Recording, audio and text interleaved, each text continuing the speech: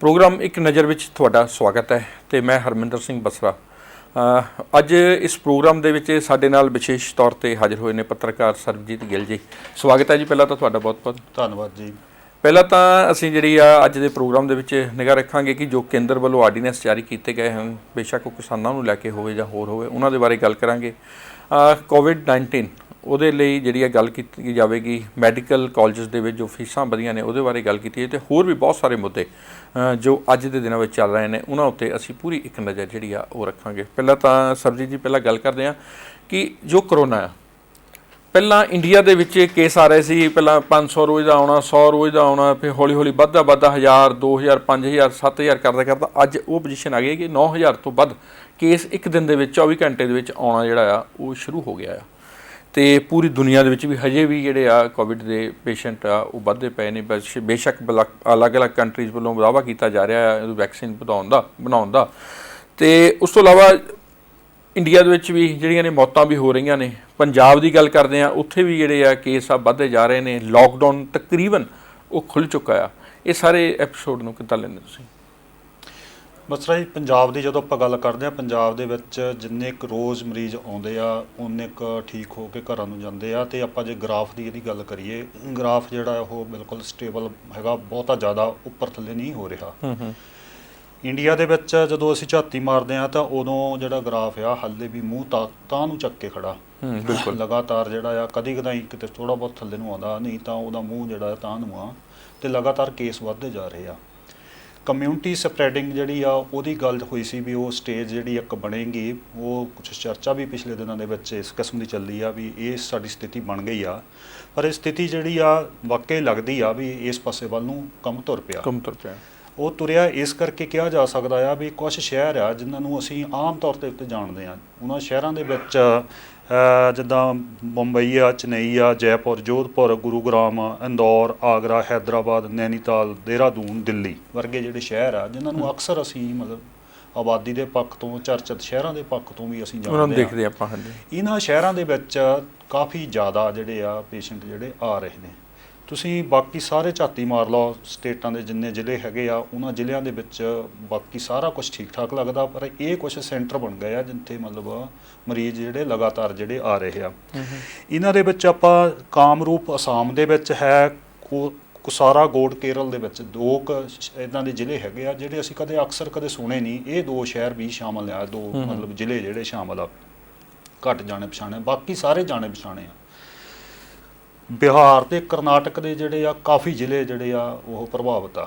ਇਹ ਸਾਰਾ ਕੁਝ ਸੰਕੇਤ ਹੈ ਵੀ ਇੱਥੇ ਕੁਛ ਜਦੋਂ ਪੌਕਟਾਂ ਦੇ ਵਿੱਚ ਬਿਮਾਰੀ ਜਿਹੜੀ ਆ ਚੱਲ ਪਵੇ ਤਾਂ ਉੱਥੇ ਲੱਗਦਾ ਇੱਦਾਂ ਆ ਵੀ ਕਮਿਊਨਿਟੀ ਸਪਰੈਡਿੰਗ ਵਾਲੀ ਜਿਹੜੀ ਪੋਜੀਸ਼ਨ ਬਣ ਗਈ ਆ। ਪਹਿਲਾਂ ਜਿਹੜੇ ਆਪਾਂ ਗੱਲ ਕਰਦੇ ਹਾਂ ਕਿ ਜਿਹੜੇ ਪੇਸ਼ੈਂਟ ਨਿਕਲਦੇ ਪਏ ਸੀ ਉਹ ਜ਼ਿਆਦਾਤਰ ਸ਼ਹਿਰੀ ਏਰੀਆ 'ਚੋਂ ਨਿਕਲਦੇ, ਪਿੰਡਾਂ 'ਚੋਂ ਨਹੀਂ ਨਿਕਲਦੇ। ਖਾਸ ਕਰ ਅਗਰ ਆਪਾਂ ਬਿਹਾਰ ਦੀ ਗੱਲ ਕਰਦੇ ਹਾਂ ਤਾਂ ਉੱਥੇ ਜਿਹੜੇ ਪੇਸ਼ੈਂਟ ਆ ਬਹੁਤ ਘੱਟ ਸੀਗੇ ਅਤੇ ਉਹ ਵੀ ਜੇ ਹੈ ਸੀ ਤਾਂ ਸ਼ਹਿਰਾਂ ਵਿੱਚ ਸੀ। ਜਦੋਂ ਦਾ ਮਜ਼ਦੂਰਾਂ ਦਾ ਪਲਾਇਨ ਹੋਇਆ ਉਸ ਤੋਂ ਬਾਅਦ ਪਿੰਡਾਂ ਦੇ ਵਿੱਚ ਹਰ ਪਿੰਡ ਤੱਕ ਜਿਹੜਾ ਆ ਉਹ ਪੇਸ਼ੈਂਟ ਕੋਵਿਡ ਦਾ ਉਹ ਪਹੁੰਚ ਗਿਆ ਆ ਅਤੇ ਬੜੀ ਤੇਜ਼ੀ ਦੇ ਨਾਲ ਬਿਹਾਰ ਵਰਗੇ ਜਿਹੜੇ ਹੋਰ ਰਾਜ ਆ ਉਹਨਾਂ ਦੇ ਵਿੱਚ ਵਾਧਾ ਹੋਇਆ। ਉਹਦੇ ਲਈ ਵੀ ਜੇ ਦੇਖਿਆ ਜਾਵੇ ਤਾਂ ਉਹਦੇ ਲਈ ਵੀ ਸਾਡੀ ਕੇਂਦਰ ਸਰਕਾਰ ਮੁੱਖ ਰੂਪ ਦੇ ਵਿੱਚ ਦੋਸ਼ੀ ਆ ਜਿਨ੍ਹਾਂ ਨੇ ਵਕਤ ਸਿਰ ਮਜ਼ਦੂਰਾਂ ਦੀ ਵਾਹ ਨਹੀਂ ਫੜੀ। ਹੁਣ ਜਦੋਂ ਵੀ ਬੰਦਾ ਕਿਤੇ ਨਾ ਕਿਤੇ ਦੁੱਖ ਤਕਲੀਫ ਦੇ ਵਿੱਚ ਹੁੰਦਾ ਤਾਂ ਉਹ ਕਹਿੰਦਾ ਵੀ ਹਾਏ ਮਾਂ ਮੈਂ ਮਰ ਗਿਆ। ਉਹਨੂੰ ਆਪਣਾ ਪਰਿਵਾਰ ਯਾਦ ਆਉਂਦਾ। ਮਨੁੱਖ ਜਿਹਦੇ ਵਿੱਚ ਮਤਲਬ ਉਹਦੀ ਚੇਤਨਾ ਜਿਹੜੀ ਜਾਗਦੀ ਆ, ਉਹ ਚੇਤਨ ਅਵਸਥਾ ਦੇ ਵਿੱਚ ਆ, ਉਹਨੂੰ ਆਪਣਾ ਪਰਿਵਾਰ ਯਾਦ ਆਉਂਦਾ ਵੀ ਮੈਂ ਹੁਣ ਇੱਥੇ ਤੇ ਮੇਰਾ ਕੁਛ ਨਹੀਂ ਬਣਨਾ ਤੇ ਮੈਂ ਹੁਣ ਘਰ ਨੂੰ ਚਲਾ ਜਾਵਾਂ। ਆਪਾਂ ਦੇਖਦੇ ਰਹੇ ਹਾਂ ਵੀ ਪੈਦਲ ਕਿਵੇਂ ਗਏ ਆ, ਸਾਈਕਲਾਂ ਤੇ ਕਿਵੇਂ ਗਏ ਆ, ਸਾਈਕਲ ਮੁੱਲ ਬੜੀਆਂ ਦਰਦਨਾਕ ਤਸਵੀਰਾਂ ਸਾਡੇ ਸਾਹਮਣੇ ਆਈਆਂ ਨੇ। ਤੇ ਕਿਸੇ ਨੇ ਉਹਨਾਂ ਦੀ ਬਾਂਹ ਨਹੀਂ ਫੜੀ ਹੈ। ਚਾਹੀਦਾ ਇਹ ਸੀ ਵੀ ਉਹਨਾਂ ਲਈ ਵਿਸ਼ੇਸ਼ ਪ੍ਰਬੰਧ ਪਹਿਲਾਂ ਹੀ ਕਰ ਲਿੱਤੇ ਜਾਂਦੇ। 8.5 ਲੱਖ ਜੇ ਮਜ਼ਦੂਰ ਜਿਹੜਾ ਪੰਜਾਬ ਦੇ ਵਿੱਚੋਂ ਜੇ ਰਜਿਸਟਰਡ ਹੋਇਆ ਜਾਣ ਵਾਸਤੇ ਤਾਂ ਇਹ ਮਤਲਬ ਨਾ ਉਹਦੇ ਅਸਰ ਕੀ ਪੈਣੇ ਉਹ ਆਪਣੇ ਆਪ ਦੇ ਵਿੱਚ ਇੱਕ ਬਹੁਤ ਵੱਡਾ ਸਵਾਲ ਆ। ਪਰ ਇਹ ਜਿਹੜੇ ਕੁਛ ਸ਼ਹਿਰਾਂ ਦੇ ਜਿੱਦਾਂ ਮੈਂ ਨਾਂ ਲਏ ਨੇ, ਇਹਨਾਂ ਸ਼ਹਿਰਾਂ ਦੇ ਵਿੱਚ ਜਿਹੜੀਆਂ ਬੇਸਿਕ ਸਹੂਲਤਾਂ ਨੇ, ਜਿਹੜੀਆਂ ਲੋਕਾਂ ਦੇ ਰਹਿਣ ਸਹਿਣ ਨਾਲ ਸੰਬੰਧਿਤ ਆ, ਜਿਹੋ ਜਿਹੇ ਏਰੀਆ ਦੇ ਵਿੱਚ ਲੋਕ ਰਹਿੰਦੇ ਆ ਉੱਥੇ ਬਹੁਤ ਵੱਡਾ ਅਸਰ ਆ। ਨਾਲ ਇਹ ਗੱਲ ਤੁਹਾਡੀ ਠੀਕ ਆ ਵੀ ਜਿਹੜੇ ਬਿਹਾਰ ਦੇ ਕੁਛ ਜ਼ਿਲ੍ਹੇ ਪ੍ਰਭਾਵਿਤ ਹੋਏ ਆ, ਕਰਨਾਟਕ ਦੇ ਵੀ ਹੋ ਸਕਦਾ ਕੁਛ ਇਹੋ ਜਿਹੇ ਕਾਰਨ ਜਿਹੜੇ ਸਾਡੇ ਸਾਹਮਣੇ ਹਾਲੇ ਨਹੀਂ ਆਏ ਹੈਗੇ। ਭਾਸ਼ਾ ਦੇ ਫਰਕ ਨਾਲ ਅਸੀਂ ਨਹੀਂ ਪੜ੍ਹੇ ਹੈ ਕਿਉਂਕਿ ਉਹਨਾਂ ਦੀ ਭਾਸ਼ਾ ਜਿਹੜੀ ਅਸੀਂ ਨਹੀਂ ਪੜ੍ਹਦੇ ਆਮ ਤੌਰ ਦੇ ਉੱਤੇ। ਅਤੇ ਇਹ ਮਤਲਬ ਬੁਨਿਆਦੀ ਜਿਹੜਾ ਕਾਰਨ ਆ, ਜਿਹੜਾ ਢਾਂਚਾ ਸਾਡਾ ਜਿਹੜਾ ਕਮਜ਼ੋਰ ਢਾਂਚਾ ਉਹਦੀ ਪੈਦਾਵਾਰ ਆ। ਸਿਹਤ ਸਹੂਲਤਾਂ ਦੀ ਮਤਲਬ ਘਟੀਆ ਸਿਹਤ ਸਹੂਲਤਾਂ ਦੀ ਪੈਦਾਵਾਰ ਆ ਜਿਹੜੇ ਹਾਲੇ ਤੱਕ ਕੰਟਰੋਲ ਨਹੀਂ ਹੋ ਰਹੇ ਹੈਗੇ। ਇਹ ਬੁਨਿਆਦੀ ਕਾਰਨ ਨੇ ਜਿੱਥੇ ਮਤਲਬ ਇਹ ਬਿਮਾਰੀ ਲਗਾਤਾਰ ਫੈਲ ਰਹੀ ਆ ਤੇ ਗ੍ਰਾਫ ਜਿਹੜਾ ਲਗਾਤਾਰ ਵੱਧਦਾ ਜਾ ਰਿਹਾ। ਤੇ ਪਹਿਲਾਂ ਅਸੀਂ ਅੱਗੇ ਚੱਲੀਏ ਤੇ ਮੇਰੇ ਹਿਸਾਬ ਨਾਲ ਜਦੋਂ ਹੋਰ ਮੁੱਦੇ ਜਿਹੜੇ ਅੱਗੇ ਜਾ ਕੇ ਉਠਾਈਏ ਉਹਨਾਂ ਤੇ ਉੱਤੇ ਚਰਚਾ ਕਰੀਏ, ਉਸ ਤੋਂ ਪਹਿਲਾਂ ਅਸੀਂ ਆਪਣੇ ਦਰਸ਼ਕਾਂ ਨੂੰ ਜਿਹੜੀ ਕੋਵਿਡ ਦੀ ਰਿਪੋਰਟ ਆ ਜਿਹੜੀ ਕਰੋਨਾ ਦੀ ਹੁਣ ਤੱਕ ਦੀ ਮਨਪ੍ਰੀਤ ਧਾਮੀ ਵੱਲੋਂ ਉਹ ਜਿਹੜੀ ਅਸੀਂ ਪਹਿਲਾਂ ਸੁਣਾ ਦਿੰਦੇ ਹਾਂ। ਨਵਰੰਗ ਟੀਵੀ ਵੇਖ ਰਹੇ ਸਾਰੇ ਹੀ ਦਰਸ਼ਕਾਂ ਦਾ ਨਿੱਘਾ ਸਵਾਗਤ, ਪਿਆਰ ਭਰੀ ਸਤਿ ਸ਼੍ਰੀ ਅਕਾਲ। ਪ੍ਰੋਗਰਾਮ ਇੱਕ ਨਜ਼ਰ ਦੇ ਵਿੱਚ ਲੈ ਕੇ ਹਾਜ਼ਰ ਹਾਂ ਜੀ ਕੋਵਿਡ-19 ਦੀ ਅੱਜ ਦੀ ਕੀ ਰਿਪੋਰਟ ਹੈਗੀ ਹੈ, ਕੀ ਸਥਿਤੀ ਹੈ ਪੂਰੇ ਪੰਜਾਬ ਦੀ, ਭਾਰਤ ਦੀ ਤੇ ਵਿਸ਼ਵ ਦੀ। ਤੇ ਪਹਿਲਾਂ ਗੱਲ ਕਰਦੇ ਹਾਂ ਪੰਜਾਬ ਦੀ। ਪੰਜਾਬ ਦੇ ਵਿੱਚ ਹੁਣ 2500 ਦਾ ਜਿਹੜਾ ਅੰਕੜਾ ਪੀੜਤਾਂ ਦਾ ਉਹ ਪਾਰ ਹੋ ਗਿਆ। 52 ਕੁੱਲ ਮੌਤਾਂ ਹੋ ਚੁੱਕੀਆਂ ਨੇ। ਪਿਛਲੇ 24 ਘੰਟਿਆਂ ਦੇ ਵਿੱਚ 26 ਕੇਸ ਜਿਹੜੇ ਉਹ ਸਾਹਮਣੇ ਆਏ ਨੇ ਤੇ ਨਵੀਆਂ ਮੌਤਾਂ ਜਿਹੜੀਆਂ 24 ਘੰਟਿਆਂ ਦੇ ਵਿੱਚ ਇੱਕ ਮੌਤ ਜਿਹੜੀ ਨਵੀਂ ਹੋਈ ਹੈ। ਤੇ ਜੇਕਰ ਅਸੀਂ ਗੱਲ ਕਰੀਏ ਭਾਰਤ ਦੀ ਤਾਂ ਭਾਰਤ ਦੇ ਵਿੱਚ ਵੀ ਕੋਵਿਡ-19 ਦੇ ਪੀੜਤਾਂ ਦਾ ਅੰਕੜਾ ਜਿਹੜਾ ਬਹੁਤ ਤੇਜ਼ੀ ਨਾਲ ਵੱਧ ਰਿਹਾ। 2,09,163 ਕੁੱਲ ਪੀੜਤ ਜਿਹੜੇ ਭਾਰਤ ਦੇ ਵਿੱਚ ਪਾਏ ਜਾ ਰਹੇ ਨੇ। 5996 ਕੁੱਲ ਮੌਤਾਂ ਹੋ ਚੁੱਕੀਆਂ ਨੇ। ਪਿਛਲੇ 24 ਘੰਟਿਆਂ ਦੇ ਵਿੱਚ ਜਿਹੜਾ 9000 ਦਾ ਅੰਕੜਾ ਭਾਰਤ ਨੇ ਪਾਰ ਕੀਤਾ। 9332 ਨਵੇਂ ਕੇਸ ਜਿਹੜੇ ਉਹ ਸਾਹਮਣੇ ਆਏ ਨੇ। 257 ਮੌਤਾਂ ਪਿਛਲੇ 24 ਘੰਟਿਆਂ ਦੇ ਵਿੱਚ ਜਿਹੜੀਆਂ ਭਾਰਤ ਦੇ ਅੰਦਰ ਹੋਈਆਂ ਨੇ। ਤੇ ਜੇਕਰ ਗੱਲ ਕਰੀਏ ਵਿਸ਼ਵ ਦੀ ਤਾਂ ਵਿਸ਼ਵ ਦੇ ਵਿੱਚ ਇਹ ਅੰਕੜਾ 65,12,000 ਜਿਹੜਾ ਕਿ ਪੀੜਤਾਂ ਦਾ ਪਾਰ ਕਰ ਗਿਆ। 3,84,617 ਜਿਹੜੀਆਂ ਉਹ ਮੌਤਾਂ ਹੋ ਚੁੱਕੀਆਂ ਨੇ। ਨਵੇਂ ਕੇਸ 24 ਘੰਟਿਆਂ ਦੇ ਵਿੱਚ ਪੂਰੇ ਵਿਸ਼ਵ ਦੇ ਵਿੱਚ 1,15,215 ਸਾਹਮਣੇ ਆਏ ਨੇ ਤੇ ਨਵੀਆਂ ਮੌਤਾਂ 4669 ਹੋਈਆਂ ਨੇ। ਇਹ ਸੀ ਜੀ ਅੱਜ ਦੀ ਰਿਪੋਰਟ। ਧੰਨਵਾਦ।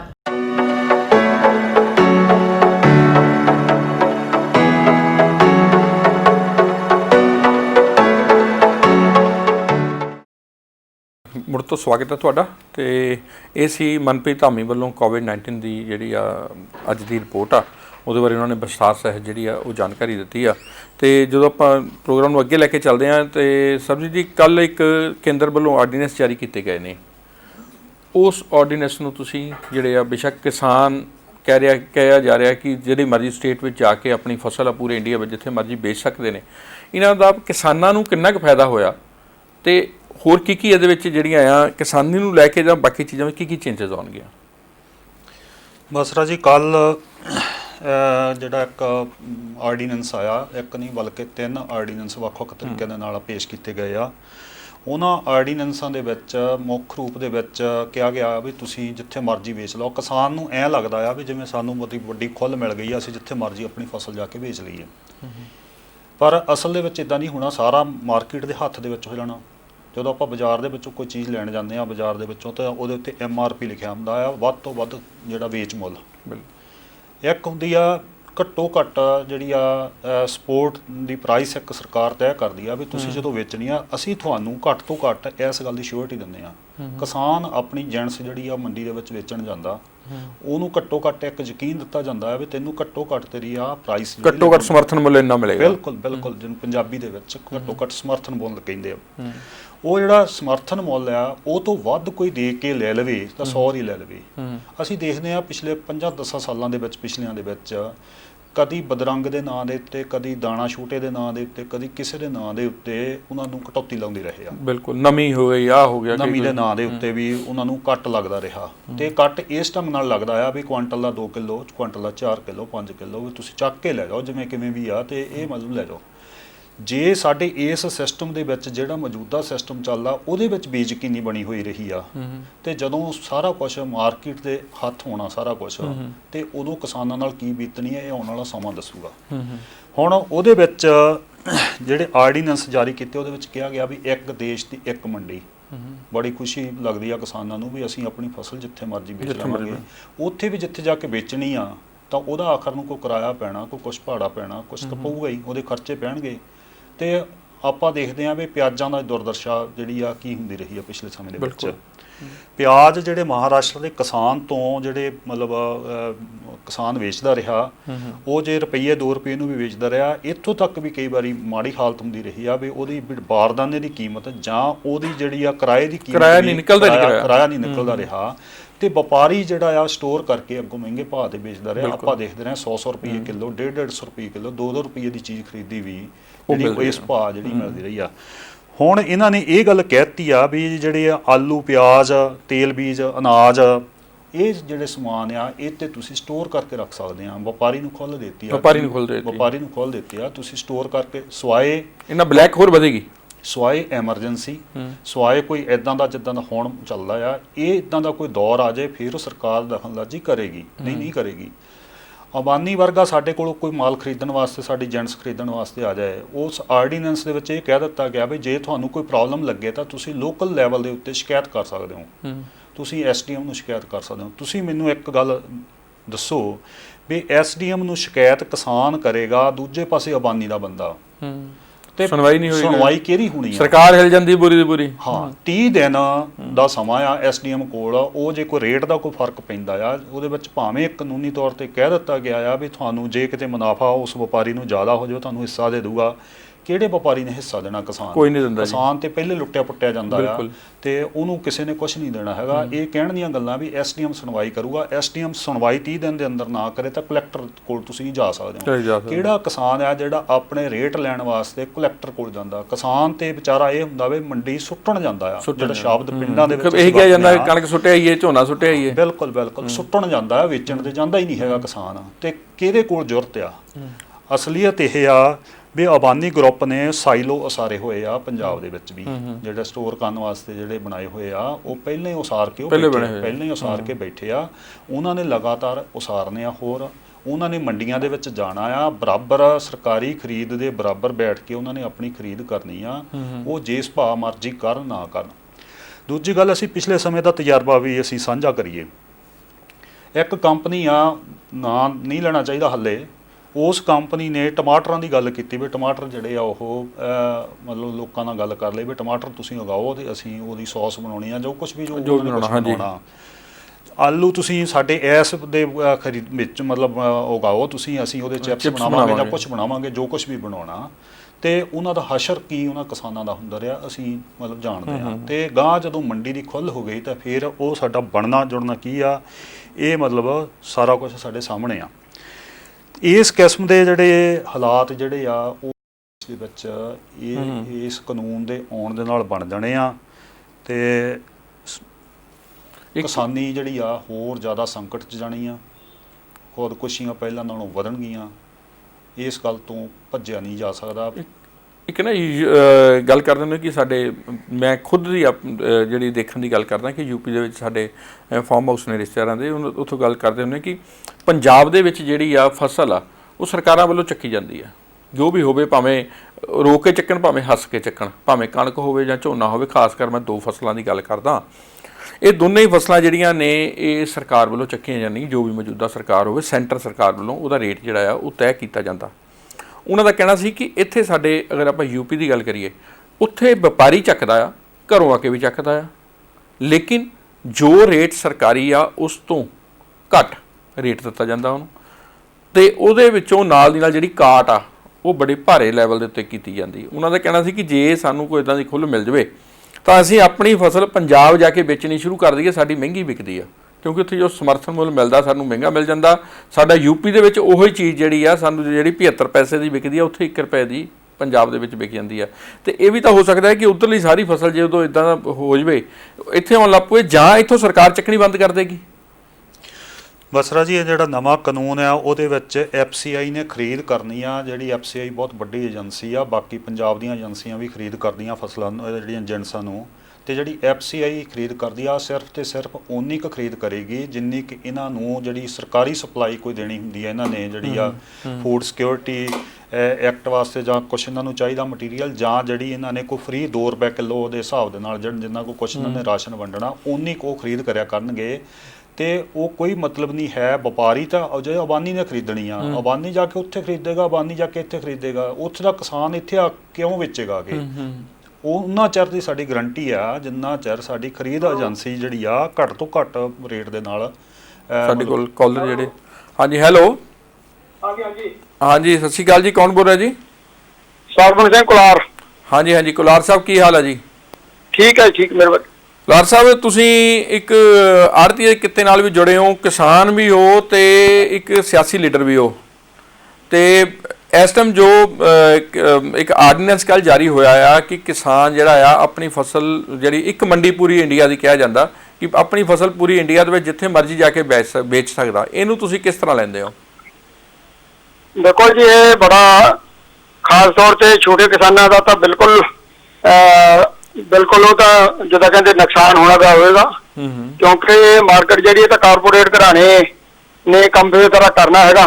ਜਿਸ ਤਰ੍ਹਾਂ ਵੱਡੇ ਵੱਡੇ ਹੈਗੇ ਉਹਨਾਂ ਨੇ ਖੁੱਲ ਹੋ ਗਈ ਆ, ਉਹਨਾਂ ਨੂੰ ਸਟਾਕ ਆਉਣ ਦੀ ਖੁੱਲ ਹੋ ਗਈ, ਉਹ ਜਿੰਨਾ ਮਰਜ਼ੀ ਜਿੱਥੋਂ ਮਰਜ਼ੀ ਖਰੀਦਣ। ਜਿੱਦਾਂ ਆਲੂਆਂ ਵਾਲੇ ਪਰੇਸ਼ਾਨ ਹੁੰਦੇ ਆ, ਦੂਸਰੀਆਂ ਸਟੇਟਾਂ 'ਚ ਜਾਂਦੇ ਆ, ਉੱਥੇ ਕੋਈ ਰੇਟ ਪੂਰਾ ਮਿਲਦਾ ਨਹੀਂ। ਇਸੇ ਤਰ੍ਹਾਂ ਇਹ ਜਿਹੜੀ ਚੀਜ਼ ਦੇ ਨਾਲ ਬਹੁਤ ਵੱਡਾ ਨੁਕਸਾਨ ਹੋਵੇਗਾ।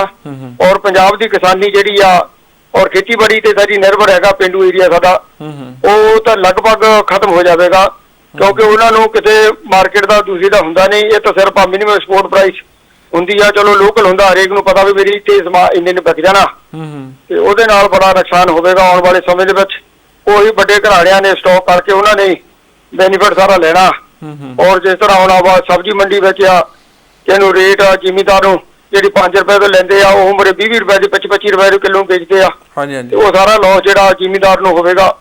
ਔਰ ਛੋਟਾ ਜ਼ਿਮੀਦਾਰ ਤਾਂ ਬਿਲਕੁਲ ਉਹ ਚੀਜ਼ ਖਤਮ ਹੋ ਜਾਵੇ। ਛੋਟਾ ਜ਼ਿਮੀਦਾਰ ਜਿਹੜਾ ਆ ਉਸ ਚੀਜ਼ ਦੇ ਵਿੱਚ ਖਤਮ ਹੋਇਆ। ਟੋਟਲ ਮਿਲਾ ਕੇ ਜਿਹੜਾ ਆ, ਖਾਸ ਕਰ ਆਪਾਂ ਪੰਜਾਬ ਦੀ ਹੀ ਗੱਲ ਕਰੀਏ, ਪੰਜਾਬ ਦੇ ਕਿਸਾਨਾਂ ਨੂੰ ਇਹਦੇ ਨਾਲ ਨੁਕਸਾਨ ਹੋਵੇਗਾ, ਇਹੀ ਕਹਿੰਦੇ ਹੋ ਜੀ ਤੁਸੀਂ? ਹਾਂਜੀ ਹਾਂਜੀ ਹਾਂਜੀ। ਤੇ ਜਿਹੜਾ ਕਿਹਾ ਜਾ ਰਿਹਾ ਹੈ ਕਿ ਬਈ ਜੇ ਬਾਹਰ ਜਾ ਕੇ ਕਿਤੇ ਮਹਿੰਗੀ ਵੇਚਣੀ ਹੋਵੇ ਚੀਜ਼, ਕੀ ਉਹ ਠੀਕ ਆ ਕਿ ਵੀ ਜਾ ਸਕਦਾ ਪੰਜਾਬ ਦਾ ਕਿਸਾਨ, ਕਿ ਪੰਜਾਬ ਦੇ ਵਿੱਚ ਫਸਲ ਜਿਹੜੀ ਆ ਸਹੀ ਰੇਟ ਤੇ ਵਿਕਦੀ ਆ? ਨਹੀਂ ਤੁਸੀਂ ਆਪੇ ਲਾਓ ਜੀ ਅੰਦਾਜ਼ਾ ਵੀ ਕਿਹੜਾ ਬੰਦਾ ਜਿਹੜਾ ਛੋਟਾ ਜ਼ਿਮੀਦਾਰ ਹੈਗਾ, ਉਹ 5-10 ਖੇਤਾਂ ਦੀ ਖੇਤੀ ਕਰਦਾ ਹੈਗਾ, ਉਹ ਤਾਂ ਬੰਦੇ ਦਾ ਵਿਚਾਰਾ ਸ਼ਹਿਰ ਤੱਕ ਵੀ ਵਧੀਆ ਆ ਸਕਦਾ। ਉਹ ਤਾਂ ਜਿਹੜੀਆਂ ਮੰਡੀਆਂ ਦੇ ਉਹਦੇ ਹੁੰਦਾ, ਜਿਹੜਾ ਬਾਹਰ ਤਾਂ ਉਹ ਵੱਡੇ ਘਰਾਣੇ ਜਿੱਦਾਂ ਵੱਡੇ ਹੁਣ ਆਲੂ ਵਾਲੇ ਵੀ ਜਿਹਨਾਂ ਦਾ ਨਾਂ ਬਣਿਆ ਆ, ਉਹਨਾਂ ਦਾ ਬੰਬੇ ਦੇ ਵਿੱਚ ਜਾਂ ਕਲਕੱਤੇ ਵਿੱਚ ਜਾ ਕੇ ਆਲੂ ਵਿਕਦਾ, ਬਾਕੀਆਂ ਦਾ ਇਹਦਾ ਤਾਂ ਵਿਕਦਾ ਹੀ ਨਹੀਂ ਜੀ। ਬਿਲਕੁਲ ਜੀ। ਬਾਕੀਆਂ ਨੂੰ ਤਾਂ ਸਿਰਫ ਇਹਨਾਂ ਤੋਂ ਲੈ ਕੇ ਉਹਨਾਂ ਦਾ ਨਾਂ ਚੱਲਦਾ ਹੈਗਾ। ਜਿਹੜੇ ਇਹ ਤਾਂ ਵੱਡੇ ਘਰਾਣੇ ਆ ਜਿੱਦਾਂ ਬਣਾਏ ਉਹਨਾਂ ਨੇ, ਸ਼ੈਲੋ ਬਣਾ ਲਿਆ, ਉਹਨਾਂ ਨੇ ਉੱਥੇ ਸਟਾਕ ਕਰਨਾ, ਜਿੱਦਾਂ ਉਹਨਾਂ ਨੂੰ ਫਿਰ ਲੋਡ ਹੋਣੀ ਆ, ਰੇਟ ਰੂਟ ਵਧਣਾ ਹੋਣੀ, ਫਿਰ ਕੱਢਣਾ ਆ, ਜਦੋਂ ਘਟਣਾ ਹੋਣੀ ਖਰੀਦੀ ਜਾਣਾ। ਉਹਦੇ ਨਾਲ ਜਿਹੜਾ ਜ਼ਿਮੀਦਾਰ ਔਰ ਪੰਜਾਬ ਦੀ ਜਿਹੜੀ ਖੇਤੀ ਆ, ਇਹਦਾ ਬਹੁਤ ਨੁਕਸਾਨ ਹੋਵੇਗਾ। ਤੇ ਇਹਦੇ ਨਾਲ ਆੜਤੀਆਂ ਤੇ ਵੀ ਕੋਈ ਫਰਕ ਪਏਗਾ ਜੀ? ਨੈਚੁਰਲੀ ਹੈਗਾ ਜੀ, ਆੜਤੀਆਂ ਨੇ ਤਾਂ ਵੈਸੇ ਖਤਮ ਹੀ ਕਰ ਰਿਹਾ ਇਹ ਤਾਂ ਇਹਨਾਂ ਨੇ ਸਕੀਮ ਇਹ ਬਣਾਈ ਆ ਵੀ ਆੜਤੀਆਂ ਨੂੰ ਤਾਂ ਵਿੱਚੋਂ ਕੱਢਣਾ ਹੀ ਕੱਢਣਾ। ਔਰ ਉਹਦੇ ਨਾਲ ਵੀ ਜਿਹੜੇ ਛੋਟੇ ਕਿਸਾਨਾਂ ਨੇ, ਜਿਨ੍ਹਾਂ ਨੂੰ ਨਾ ਤਾਂ ਬੈਂਕ ਕਰਜ਼ਾ ਦੇ ਰਿਹਾ, ਨਾ ਉਹਨਾਂ ਨੂੰ ਕੋਈ ਹੋਰ ਹੁਣ ਆੜਤੀਆਂ ਨੇ ਦੇਣਾ, ਕਿ ਆੜਤੀਏ ਦਾ ਤਾਂ ਕਿਸਾਨ ਦਾ ਰਿਸ਼ਤਾ ਜਿਹੜਾ ਉਹ ਜਿੱਦਾਂ ਪੜਦੇ ਵਾਲਾ ਹੁੰਦਾ ਸੀ। ਹੁਣ ਜਦੋਂ ਇਹਨਾਂ ਨੇ ਆੜਤੀਆਂ ਨੇ ਦੇਣੋਂ ਬੰਦ ਕਰ ਦਿੱਤੇ, ਬੈਂਕ ਤਾਂ ਪਹਿਲਾਂ ਹੀ ਜਿਹੜੇ ਛੋਟੇ ਜ਼ਿਮੀਦਾਰ ਨੂੰ ਤਾਂ ਉਹਦੇ ਵੰਡ ਵੀ ਨਹੀਂ ਦਿੰਦੇ, ਲਿਮਟਾਂ ਉਹਨਾਂ ਦੀ ਕੀ ਬਣਾਉਣੀਆਂ। ਉਹਦੇ ਨਾਲ ਕੀ ਵੱਡੇ ਜਿਹੜੇ ਲਿਮਟਾਂ ਵੀ ਜਿਹੜੇ ਵੱਡਿਆਂ ਦੀਆਂ ਬਣਨੀਆਂ, ਜਾਂ ਕਾਰਪੋਰੇਟ ਜਿਹੜੇ ਬੰਦੇ ਉਹਨਾਂ ਦੀਆਂ ਬਣਨੀਆਂ। ਤੇ ਇਸ ਕਰਕੇ ਉਹ ਕਿਸਾਨੀ ਦਾ ਤੇ ਆੜਤੀਆਂ ਦਾ ਤਾਂ ਆੜਤੀਆਂ ਨੂੰ ਤਾਂ ਉਹਨੇ ਮੰਨੇ ਬਣਾ ਲਿਆ ਨਾ ਵੀ ਕੱਢੇ ਦੇਣਾ, ਖਤਮੇ ਕਰ ਦੇਣਾ। ਠੀਕ ਹੈ ਜੀ। ਔਰ ਇਹ ਜੋ ਪਾਲਿਸੀ ਬਣੀ ਹੈ ਇਹਦੇ ਨਾਲ ਹੋਰ ਬਹੁਤ ਵੱਡਾ ਲਾਸ ਹੋਵੇਗਾ ਜੀ। ਓਕੇ। ਤੇ ਹੋਰ ਕੁਝ ਕਹਿਣਾ ਚਾਹੁੰਦੇ ਜੀ ਸਾਡੇ ਦਰਸ਼ਕਾਂ ਨੂੰ? ਬਸ ਇਹੀ ਆ ਵੀ ਦੇਖੋ, ਇਹਦੇ ਬਾਰੇ ਦੁਬਾਰਾ ਪੁਨਰ ਵਿਚਾਰ ਕਰਨਾ ਚਾਹੀਦਾ। ਕੋਈ ਜੋ ਇਹ ਜਿਹੜਾ ਕੋਈ ਕਿਸਾਨਾਂ ਵੱਲੋਂ ਇਹਦੇ ਬਾਰੇ ਕਿਸਾਨ ਵਾਲੀ ਨੀਤੀ ਆ, ਇਹਨੇ ਤੋਂ ਦੁਬਾਰਾ ਕੀ ਵਿਚਾਰ ਕਰਕੇ ਇਹਦਾ ਕਰਨਾ ਚਾਹੀਦਾ। ਕੋਈ ਐਜੀਟੇਸ਼ਨ ਕਰਨ ਦਾ ਕੋਈ ਵਿਚਾਰ ਆਪਣਾ ਰਾਹਤ ਮਿਲ ਜਾਏ, ਕੋਈ ਪ੍ਰਦਰਸ਼ਨ ਜਾਂ ਆਪਣੇ ਵੱਲੋਂ ਰੋਸ ਦਿਖਾਉਣ ਦਾ, ਕੋਈ ਐਜੀਟੇਸ਼ਨ ਕਰਨ ਦਾ ਵੀ ਵਿਚਾਰ ਬਣਦਾ ਜੀ ਕਿਸਾਨਾਂ ਦਾ ਕੁਝ? ਬਿਲਕੁਲ ਜੀ ਬਿਲਕੁਲ, ਇਹ ਤਾਂ ਵੱਡੇ ਪੱਧਰ ਤੇ ਹੋਵੇਗਾ। ਸਾਰੇ ਇਹ ਚੀਜ਼ ਨੂੰ ਮਹਿਸੂਸ ਕਰਦੇ ਆ ਤੇ ਸਾਰੀਆਂ ਕਿਸਾਨ ਜਥੇਬੰਦੀਆਂ ਨੇ ਵੀ ਰਿਐਕਟ ਕੀਤਾ, ਸ਼੍ਰੋਮਣੀ ਅਕਾਲੀ ਦਲ ਨੇ ਵੀ ਰਿਐਕਟ ਕੀਤਾ, ਔਰ ਹਰ ਇੱਕ ਨੇ ਜਿੱਦਾਂ ਉਹਦਾ ਰੂਪ ਰੇਖਾ ਤਿਆਰ ਹੋਊਗੀ ਜਦੋਂ ਥੋੜਾ ਕਲੀਅਰ ਹੋ ਜਾਵੇਗਾ ਜੀ। ਸੈਂਟਰ ਦੇ ਵਿੱਚ ਵੀ ਅਕਾਲੀ ਦਲ ਦੀ ਭਾਈਵਾਲ ਸਰਕਾਰ ਆ, ਤੇ ਅਕਾਲੀ ਦਲ ਜਿਹਦਾ ਵਿਰੋਧ ਕਰੇਗਾ ਉਹ ਕਿਸ ਤਰੀਕੇ ਨਾਲ ਫਿਰ ਜਸਟਿਸ ਹੋਏਗੀ? ਹਾਂ, ਨੈਚੁਰਲੀ ਉਹਨਾਂ ਦੇ ਕੋਲ ਰੱਖੂਗੇ, ਜਦੋਂ ਵਾਪਸ ਮਿਲ ਕੇ ਉਹਨਾਂ ਨੂੰ ਆਪਣੀ ਦੱਸੂਗਾ ਵੀ ਇਹਨੂੰ ਰੀਕਨਸੀਡਰ ਕੀਤਾ ਜਾਵੇ, ਔਰ ਜਿਹੜਾ ਇਹਨਾਂ ਦੇ ਛੋਟੇ ਕਿਸਾਨਾਂ ਦਾ ਜਿਹੜਾ ਬੈਨੀਫਿਟ ਉਹਨੂੰ ਦਿੱਤਾ ਜਾਵੇ। ਠੀਕ ਹੈ, ਧੰਨਵਾਦ ਜੀ ਕਾਲ ਕਰਨ ਲਈ। ਠੀਕ ਧੰਨਵਾਦ। ਇਹ ਦੇਖੋ, ਜਿੱਦਾਂ ਇਹਨਾਂ ਨੇ ਕਿਹਾ ਕਿ ਅਕਾਲੀ ਦਲ ਵੀ ਇਹਦਾ ਵਿਰੋਧ ਕਰੇਗਾ, ਤੇ ਅਕਾਲੀ ਦਲ ਦੀ ਉੱਥੇ ਭਾਈਵਾਲ ਸਰਕਾਰ ਆ। ਬਸਰਾ ਜੀ ਬੜੀ ਹੈਰਾਨੀ ਆ ਵੀ ਦੇਖੋ, ਉਹਨਾਂ ਨੇ ਸੰਸਦ ਦਾ ਜਿਹੜਾ ਅਧਿਵੇਸ਼ਨ ਆ ਉਹ ਨਹੀਂ ਸੱਦਿਆ, ਉਹਦੇ ਤੇ ਚਰਚਾ ਕੋਈ ਨਹੀਂ ਕਰਵਾਈ ਹੈਗੀ। ਕੋਵਿਡ-19 ਦੇ ਦੌਰ ਦੇ ਵਿੱਚ ਹੋਰ ਬਹੁਤ ਸਾਰੇ ਐਕਟ ਜਿਨ੍ਹਾਂ ਦੀ ਆਪਾਂ ਅੱਗੇ ਜਾ ਕੇ ਵੀ ਗੱਲ ਕਰਾਂਗੇ, ਬਹੁਤ ਸਾਰੇ ਐਕਟ ਇਦਾਂ ਦੇ ਪਾਸ ਕਰ ਲਏ ਆ ਵੀ ਲੋਕ ਇਸ ਵੇਲੇ ਵਿਰੋਧ ਕਰਨ ਦੇ, ਲੋਕ ਤਾਂ ਆਪਣੀ ਜਾਨ ਬਚਾਉਣ ਲਈ ਤੁਰੇ ਫਿਰਦੇ ਆ। ਇਹ ਉਹਦੇ ਮਤਲਬ ਥੱਲੇ ਹੀ ਜੋ ਕੁਛ ਇਹਨਾਂ ਨੇ ਹੁਣ ਨਵੇਂ ਐਕਟ ਲਿਆਂਦੇ ਆ, ਬੜੀ ਕਮਾਲ ਦੀਆਂ ਗੱਲਾਂ ਆ। ਆਹ ਜਿਹੜਾ ਐਕਟ ਆ ਬਿਨਾਂ ਮਤਲਬ ਵਿਚਾਰ ਚਰਚਾ ਤੋਂ ਸਿਰਫ ਤੇ ਸਿਰਫ ਆਰਡੀਨੈਂਸ ਦੇ ਰੂਪ ਦੇ ਵਿੱਚ ਲਿਆਂਦਾ।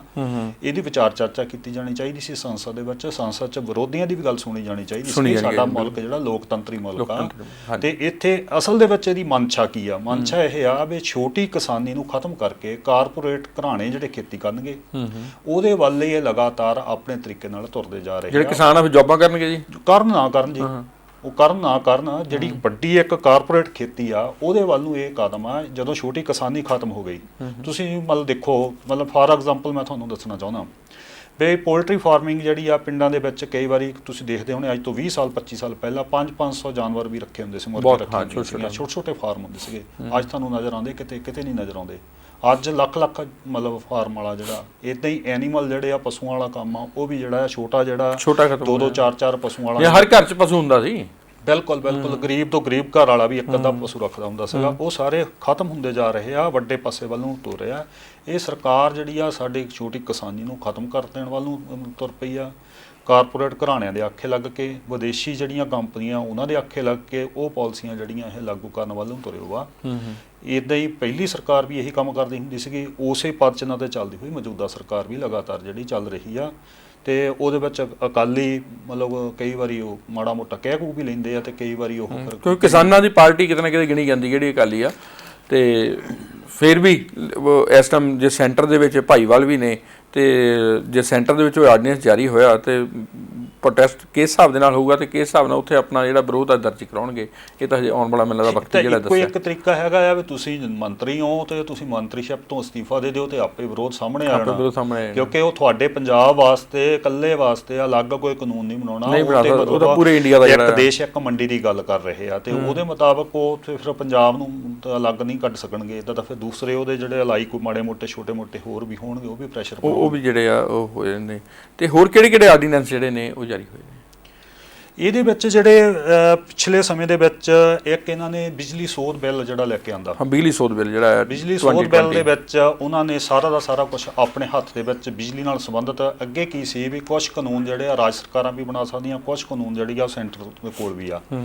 ਹੁਣ ਜਿਹੜਾ ਸਾਰਾ ਦਾ ਸਾਰਾ ਇਹਨਾਂ ਨੇ ਆਪਣੇ ਕੋਲ ਲੈ ਆਂਦਾ ਤੇ ਮਤਲਬ ਰਾਜ ਸਰਕਾਰਾਂ ਨੂੰ ਪਹਿਲਾਂ ਇਹਨਾਂ ਨੇ ਅੱਜ ਤੋਂ ਕੋਈ ਕਰੀਬ 8-10 ਸਾਲ ਪਹਿਲਾਂ ਪੰਜਾਬ ਰਾਜ ਬਿਜਲੀ ਬੋਰਡ ਜਿਹਨੂੰ ਆਪਾਂ ਕਹਿੰਦੇ ਨੇ, ਉਹਦੇ ਥਾਂ ਤੇ ਕਾਰਪੋਰੇਸ਼ਨ ਬਣਾ ਕੇ, ਹੁਣ ਵੀ ਬਿਜਲੀ ਬੋਰਡ ਹੀ ਕਿਹਾ ਜਾਂਦਾ ਲੇਕਿਨ ਹੈ ਕਾਰਪੋਰੇਸ਼ਨ ਆ, ਕਿਹਾ ਭਾਵੇਂ ਬੋਰਡ ਜਾਂਦਾ, ਪਰ ਉਹਨੂੰ ਤੋੜ ਕੇ 2 ਹਿੱਸਿਆਂ 'ਚ 3 ਹਿੱਸਿਆਂ ਦੇ ਵਿੱਚ ਵੰਡ ਦਿੱਤਾ ਵੀ ਇੱਕ ਦੀ ਸਪਲਾਈ ਦੇਣੀ, ਇੱਕ ਨੇ ਲਾਈਨਾਂ ਦੀ ਮੁਰੰਮਤ ਕਰਨੀ, ਇੱਕ ਨੇ ਦੂਸਰਾ ਸਾਰਾ ਕੁਝ ਕਰਨਾ।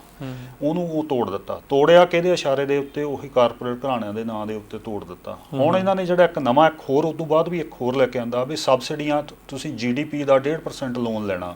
ਉਹ ਥੋੜਾ ਜਿਹਾ ਲੋਨ ਵਧਾਉਣ ਵਾਸਤੇ ਇਹਨਾਂ ਨੇ ਮਤਲਬ ਆਖੇ ਲੱਗ ਗਏ ਸਾਡੀ ਪੰਜਾਬ ਸਰਕਾਰ ਵੀ ਹਾਂਜੀ ਅਸੀਂ ਸਬਸਿਡੀਆਂ ਜਿਹੜੀਆਂ ਖਤਮ ਕਰ ਦਾਂਗੇ। ਸਬਸਿਡੀਆਂ ਜਿਹੜੀਆਂ ਕਿਸਾਨਾਂ ਨੂੰ ਹੁਣ ਦਿੱਤੀ ਜਾਂਦੀ ਆ ਬਿਜਲੀ ਦੇ ਉੱਤੇ, ਮਤਲਬ ਫ੍ਰੀ ਆਫ ਕਾਸਟ ਜਿਹੜੀ ਆ ਉਹ ਸਪਲਾਈ ਦਿੱਤੀ ਜਾਂਦੀ ਆ। ਉਹਦੇ 'ਚ ਹੌਲੀ ਕੀ ਕਰਨਾ, ਉਹਨਾਂ ਨੇ ਕਹਿਣਾ ਵੀ ਤੁਸੀਂ ਤੁਹਾਡੇ ਮੀਟਰ ਲਾ ਦਿੰਦੇ ਆ, ਬਿੱਲ ਦੇ ਉਹ ਤੁਹਾਨੂੰ ਇੰਨੀ ਛੋਟ ਦੇ ਦਿੰਦੇ ਆ। ਹੌਲੀ ਉਹਨੂੰ ਜਿੱਦਾਂ ਕਹਿ ਲਓ ਡਿਲੀਊਟ ਕਰਨਾ ਹੁੰਦਾ, ਇੱਕ ਛੋਟ ਦਿੱਤੀ ਨੂੰ ਹੌਲੀ ਉਹਨਾਂ ਨੇ ਉਹਨੂੰ ਖੋਣੀ ਸ਼ੁਰੂ ਕਰ ਦੇਣੀ ਆ। ਆਪਾਂ ਇਸੇ ਚੀਜ਼ ਤੇ ਅੱਗੇ ਜਿਹੜੀ ਚਰਚਾ ਜਾਰੀ ਰੱਖਾਂਗੇ। ਤੇ ਪਹਿਲਾਂ ਸਾਡੇ ਕੋਲ ਇੱਕ ਕਾਲਰ ਜਿਹੜੇ ਨੇ ਜੁੜੇ ਨੇ। ਹੈਲੋ ਹਾਂਜੀ, ਸਤਿ ਸ਼੍ਰੀ ਅਕਾਲ ਜੀ, ਕੌਣ ਬੋਲ ਰਹੇ ਹੋ? ਹਾਂਜੀ ਸਤਿ ਸ਼੍ਰੀ ਅਕਾਲ ਜੀ, ਮੈਂ ਰਵਿੰਦਰ ਕੁਮਾਰ ਬੋਲ ਰਿਹਾ ਗੁਰਾਇਆ ਤੋਂ ਜੀ। ਹਾਂਜੀ, ਕੀ ਕਹਿਣਾ ਚਾਹੁੰਦੇ ਹੋ? ਹਾਂ, ਮਤਲਬ ਜਿਸ ਤਰ੍ਹਾਂ ਲਾਕਡਾਊਨ ਖੁੱਲ ਗਿਆ, ਮਤਲਬ ਬਾਜ਼ਾਰ ਵਗੈਰਾ ਸਭ ਕੁਝ ਖੁੱਲ ਰਹੇ ਆ। ਹਾਂਜੀ। ਤੇ ਅੱਗਿਓਂ ਮਤਲਬ ਕਾਲਜ ਖੋਲਣ, ਸਕੂਲ ਖੋਲਣ ਦੀ ਵੀ ਤਿਆਰੀ ਹੋ ਰਹੀ ਆ।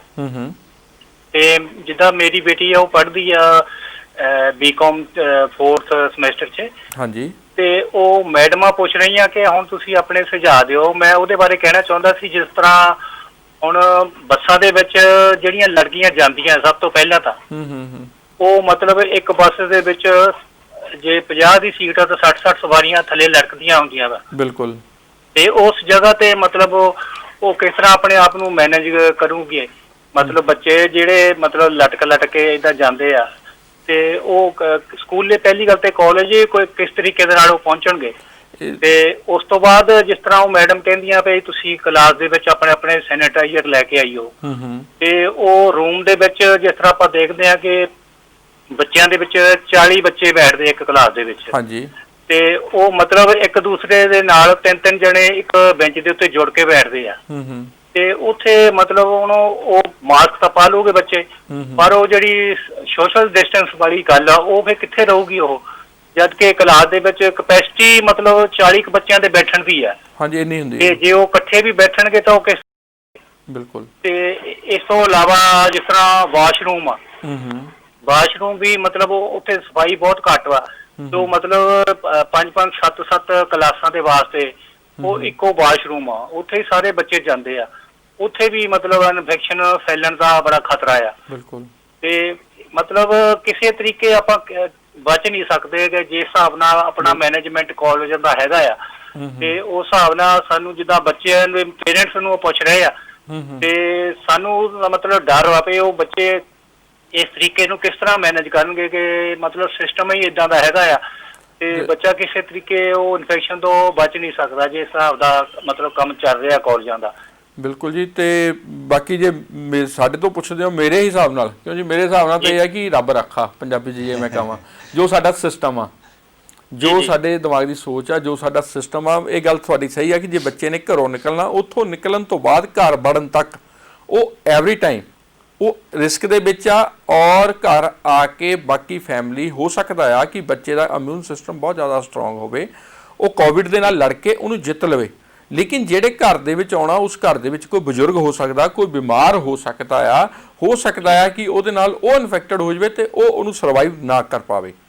ਬਾਕੀ ਤੁਸੀਂ ਗੱਲ ਕਰਦੇ ਆ ਕਾਲਜਾਂ ਦੀ, ਜਿਹੜੇ ਸਵੇਰੇ ਬੱਸਾਂ ਵਾਲੇ ਲੈ ਕੇ ਆਉਂਦੇ ਆ ਨਾ, ਮਤਲਬ ਬੱਸਾਂ 'ਚ ਬੱਚਿਆਂ ਨੂੰ ਉਹ ਅਲੱਗ-ਅਲੱਗ ਪਿੰਡਾਂ ਦੇ ਵਿੱਚੋਂ ਲੈ ਕੇ ਆਉਂਦੇ ਆ। ਕਿਤੋਂ 2, ਇੱਕ ਪਿੰਡ ਵਿੱਚੋਂ 2, ਕਿਸੇ ਤੋਂ 4, ਉਹਨਾਂ ਵਿੱਚੋਂ ਅਗਰ ਇੱਕ ਵੀ ਬੱਚਾ ਅਫੈਕਟਡ ਹੋਇਆ ਤੇ ਉਹ ਮਤਲਬ ਆਪਾਂ ਦੇਖ ਸਕਦੇ ਕਿ ਪੂਰੀ ਬੱਸ ਪੂਰਾ ਕਾਲਜ ਰਿਸਕ ਵਾਲਾ ਕੰਮ ਆ। ਹਾਂਜੀ, ਪੂਰੀ ਕਾਲਜ ਰਿਸਕ ਆ ਜਾਂਦਾ। ਜੀ। ਤੇ ਗੱਲ ਤੁਹਾਡੀ ਸਹੀ ਆ, ਬਟ ਇਸ ਟਾਈਮ ਜਿਹੜਾ ਆ ਕਿ ਜੇ ਕਾਲਜ ਨਹੀਂ ਖੁੱਲਦੇ ਤਾਂ ਬੱਚਿਆਂ ਦੀ ਪੜ੍ਹਾਈ ਬਹੁਤ ਪਿੱਛੇ ਜਾ ਰਹੀ ਹੈ। ਆਪਾਂ ਤੁਹਾਡੇ ਸਾਹਮਣੇ ਹੀ ਆ ਕਿ ਆਨਲਾਈਨ ਪੜ੍ਹਾਈਆਂ ਕਿੰਨੀਆਂ ਕੁ ਵਧੀਆ ਹੋ ਰਹੀਆਂ ਨੇ। ਕਈ ਵਾਰੀ ਸਾਨੂੰ ਇਹ ਕੰਪਲੇਂਟਸ ਆਈਆਂ ਨੇ, ਕਈ ਪਰਸਨਲ ਕਾਲ ਕਰਕੇ ਵੀ ਸਾਨੂੰ ਲੋਕ ਦੱਸਦੇ ਨੇ ਕਿ ਬੱਚਿਆਂ ਨੂੰ ਜਿਹੜਾ ਹੈ ਜੀ ਬੁਲਾ ਲਿਆ ਜਾਂਦਾ ਆਨਲਾਈਨ ਪੜ੍ਹਾਈ ਦੇ ਲਈ, ਟੀਚਰ ਜਿਹੜੀ ਆ ਉਹ ਮੋਬਾਈਲ ਦੇ ਉੱਤੇ ਪਹੁੰਚਦੀ ਨਹੀਂ, ਜਾਂ ਉਹਦਾ ਨੈਟ ਨਹੀਂ ਚੱਲਦਾ ਹੁੰਦਾ ਘਰ, ਜਾਂ ਉਹਦਾ ਡਾਟਾ। ਬਿਲਕੁਲ ਸਹੀ ਗੱਲ ਹੈ ਤੁਹਾਡੀ। ਬੱਚੇ ਬੈਠ ਕੇ ਬੱਚਿਆਂ ਨੂੰ ਕੰਮ ਤਾਂ ਦੇ ਦਿੰਦੇ ਆ, ਆਪਸ ਵਿੱਚ ਬੈਠ ਕੇ ਗੱਲਾਂ ਆਪ ਹਾਜ਼ਰ ਹੁੰਦੇ ਨਹੀਂ ਆ ਉਹ, ਤੇ ਮੈਂ ਬੱਚੇ ਸਾਰਾ ਦਿਨ ਵੇਟ ਕਰਦੇ ਰਹਿੰਦੇ ਕਈ ਵਾਰੀ ਤਾਂ ਉਹਨਾਂ ਦੀ। ਹਾਂ, ਇੱਕ ਹੋਰ ਮੈਂ ਕੇਸ ਦੇਖਿਆ ਸੀ ਕਿ ਯੂਮ ਐਪ ਦੇ ਥਰੂ ਉਹਨਾਂ ਨੂੰ ਬੱਚਿਆਂ ਨੂੰ ਪੜ੍ਹਾਇਆ ਜਾਂਦਾ ਸੀ ਉਦੋਂ, ਤੇ ਉਹਦੇ ਵਿੱਚ ਇੱਕ ਬੱਚਾ ਐਂਟਰ ਕਰ ਗਿਆ, ਬੱਚਾ ਸੀ ਵੱਡਾ ਸੀ ਕੀ ਸੀ ਇਹ ਨਹੀਂ ਪਤਾ, ਉਹ ਬੋਲ ਰਿਹਾ ਵਿੱਚ ਬੋਲਦੇ ਕਦੀ ਹੱਸਣ ਲੱਗ ਪੈਂਦਾ, ਹੱਸ ਕੇ ਕਹਿੰਦਾ ਮੈਂ ਅਫਗਾਨਿਸਤਾਨ ਤੋਂ ਬੋਲ ਰਿਹਾ, ਮੈਂ ਫਲਾਨਾ ਆ, ਤੁਸੀਂ ਮੇਰੇ ਬਾਰੇ ਖਬਰਾਂ ਪੜ੍ਹਿਓ ਕੀ ਹੁੰਦਾ, ਮੈਂ ਦੁਨੀਆ 'ਚ ਇੱਦਾਂ ਕਰ। ਉਹ ਇੱਦਾਂ ਦੀਆਂ ਚੀਜ਼ਾਂ ਆ ਕੇ ਬੱਚਿਆਂ ਨੂੰ ਡਰਾਇਆ ਜਾ ਰਿਹਾ, ਉਹ ਪਤਾ ਹੀ ਨਹੀਂ ਕਿੱਥੋਂ ਕਿਹੜਾ ਐਂਟਰ ਹੋ ਜਾਂਦਾ ਆ ਕੇ, ਉਹ ਹਾਈਕ ਹੋ ਜਾਂਦੀ ਹੈ। ਸਾਡੇ ਮਾਪੇ ਨੂੰ ਜਿੰਨੇ ਵੀ ਹੈਗੇ ਉਹਨਾਂ ਨੂੰ ਇਹ ਡਰ ਤਾਂ ਹੈਗਾ ਕਿ ਬੱਚਿਆਂ ਨੂੰ ਅਸੀਂ ਕਿਸ ਤਰੀਕੇ ਨਾਲ ਮਤਲਬ ਕਾਲਜ ਭੇਜੀਏ। ਇਹਦੇ ਬਾਰੇ ਮਤਲਬ ਪ੍ਰਸ਼ਾਸਨ ਨੂੰ ਵੀ ਸੋਚਣਾ ਚਾਹੀਦਾ ਕਿ ਉਹ ਕਿਸ ਤਰ੍ਹਾਂ ਅੱਗੇ ਉਹ ਮੈਨੇਜ ਕਰਨਗੇ, ਜਾਂ ਤਾਂ ਉਹ ਔਰ ਸੀ ਈਵਨ ਸਿਸਟਮ ਲਾਗੂ ਕਰਨ, ਜਿਸ ਤਰ੍ਹਾਂ ਆਰਟਸ ਦੇ ਬੱਚੇ ਇੱਕ ਦਿਨ ਪੜ੍ਹਨ, ਕਾਮਰਸ ਦੇ ਇੱਕ ਦਿਨ ਪੜ੍ਹਨ, ਮੈਡੀਕਲ ਵਾਲੇ ਇੱਕ ਦਿਨ ਪੜ੍ਹਨ। ਇਸ ਤਰੀਕੇ ਨਾਲ ਉਹਨਾਂ ਨੂੰ ਕੋਈ ਨਾ ਕੋਈ ਮਤਲਬ ਚੀਜ਼ ਮੈਨੇਜ ਜ਼ਰੂਰ ਕਰਨੀ ਪਊਗੀ, ਕਿਉਂਕਿ ਬੱਚਿਆਂ ਦੀ ਜ਼ਿੰਦਗੀ ਦਾ ਸਵਾਲ ਹੈ। ਪੜ੍ਹਾਈ ਤਾਂ ਚਲੋ ਜ਼ਰੂਰੀ ਆ, ਲੇਕਿਨ ਬੱਚਿਆਂ ਦੀ ਜਿਹੜੀ ਸਿਹਤ ਆ ਔਰ ਉਹਨਾਂ ਦੀ ਜਿਹੜੀ ਜ਼ਿੰਦਗੀ ਆ ਉਹ ਸਭ ਨਾਲ ਜ਼ਰੂਰੀ ਆ। ਬਿਲਕੁਲ। ਤੇ ਬੱਚੇ ਇਸੇ ਕਰਕੇ ਮਤਲਬ ਜਾਣ ਤੋਂ ਥੋੜਾ ਘਬਰਾਉਂਦੇ ਵੀ ਆ ਵੀ ਅਸੀਂ ਕਿਸ ਤਰੀਕੇ ਨਾਲ ਜਾਵਾਂਗੇ, ਤੇ ਜਿੱਥੇ ਇੰਨੀ ਰਸ਼ ਹੁੰਦਾ ਬੱਸਾਂ ਦੇ ਵਿੱਚ ਤੇ ਕਲਾਸ ਵਿੱਚ ਬੈਠਣ ਨੂੰ ਇੰਨਾ ਮੁਸ਼ਕਲ ਹੁੰਦਾ ਆ, ਤੇ ਉੱਥੇ ਅਸੀਂ ਕਿਸ ਤਰ੍ਹਾਂ ਪੜ੍ਹਾਈ ਕਰਾਂਗੇ ਜਦ ਕਿ 24 ਘੰਟੇ ਰਿਸਕ ਹੀ ਰਹਿਣਾ ਹਰੇਕ ਪਾਸਿਓਂ ਵੀ। ਤੁਹਾਡਾ ਜਿਹੜਾ ਚਿੰਤਾ ਆ ਉਹ ਬਿਲਕੁਲ ਜਾਇਜ਼ ਆ, ਤੇ ਮੈਨੂੰ ਲੱਗਦਾ ਹੈ ਕਿ ਸਰਕਾਰ ਵੀ ਜਿਹੜੀ ਹੈ ਤੇ ਪਲੈਨਿੰਗ ਕਰ ਰਹੀ ਆ, ਕਾਲਜ ਵਾਲਿਆਂ ਨੂੰ ਵੀ ਕਰਨੀ ਪਏਗੀ, ਕਿਉਂਕਿ ਇੱਕ ਵੀ ਬੱਚਾ ਅਗਰ ਪੋਜ਼ਿਟਿਵ ਨਿਕਲਦਾ ਆ ਤਾਂ ਕਾਲਜ ਬੰਦ ਹੋਣ ਦਾ ਖਤਰਾ ਜਿਹੜਾ ਹੈ ਉਹਨਾਂ ਉੱਤੇ ਫਿਰ ਜਿਹੜਾ ਆ ਉਹ ਖੜਾ ਰਹਿੰਦਾ ਆ। ਠੀਕ ਹੈ, ਉਹੀ ਤਾਂ ਮੈਂ ਕਹਿ ਰਿਹਾ ਕਿ ਜਿਸ ਤਰ੍ਹਾਂ ਪੰਜਾਬ ਦੇ ਵਿੱਚ ਕੇਸ ਮਤਲਬ ਹਰ ਰੋਜ਼, ਬੇਸ਼ੱਕ ਆਪਾਂ ਬਾਹਰ ਨਿਕਲੇ ਆ ਘਰਾਂ ਦੇ ਵਿੱਚੋਂ ਤੇ ਆਪਣੇ ਕਾਰੋਬਾਰ 'ਚ ਵੀ ਆਪਾਂ ਆ ਗਏ ਆ, ਲੇਕਿਨ ਜੋ ਖਤਰਾ ਆ ਉਹ ਅਜੇ ਹੋਰ ਵੀ ਅੱਗੇ ਨਾਲੋਂ ਜ਼ਿਆਦਾ ਵਾ, ਕਿਉਂਕਿ ਹੁਣ ਲੋਕੀ ਬਾਹਰ ਆ ਗਏ। ਅੱਗੇ ਤਾਂ ਲੋਕ ਘਰਾਂ ਦੇ ਵਿੱਚ ਸੀਗੇ, ਉਹ ਸੇਫ ਸੀਗੇ, ਬਚੇ ਹੋਏ ਸੀਗੇ, ਲੇਕਿਨ ਹੁਣ ਜਿਹੜੇ ਲੋਕ ਆਪਣੇ ਘਰਾਂ ਤੋਂ ਬਾਹਰ ਨਿਕਲੇ ਤੇ ਹੁਣ ਰਿਸਕ ਹੋਰ ਵੀ ਜ਼ਿਆਦਾ ਆ।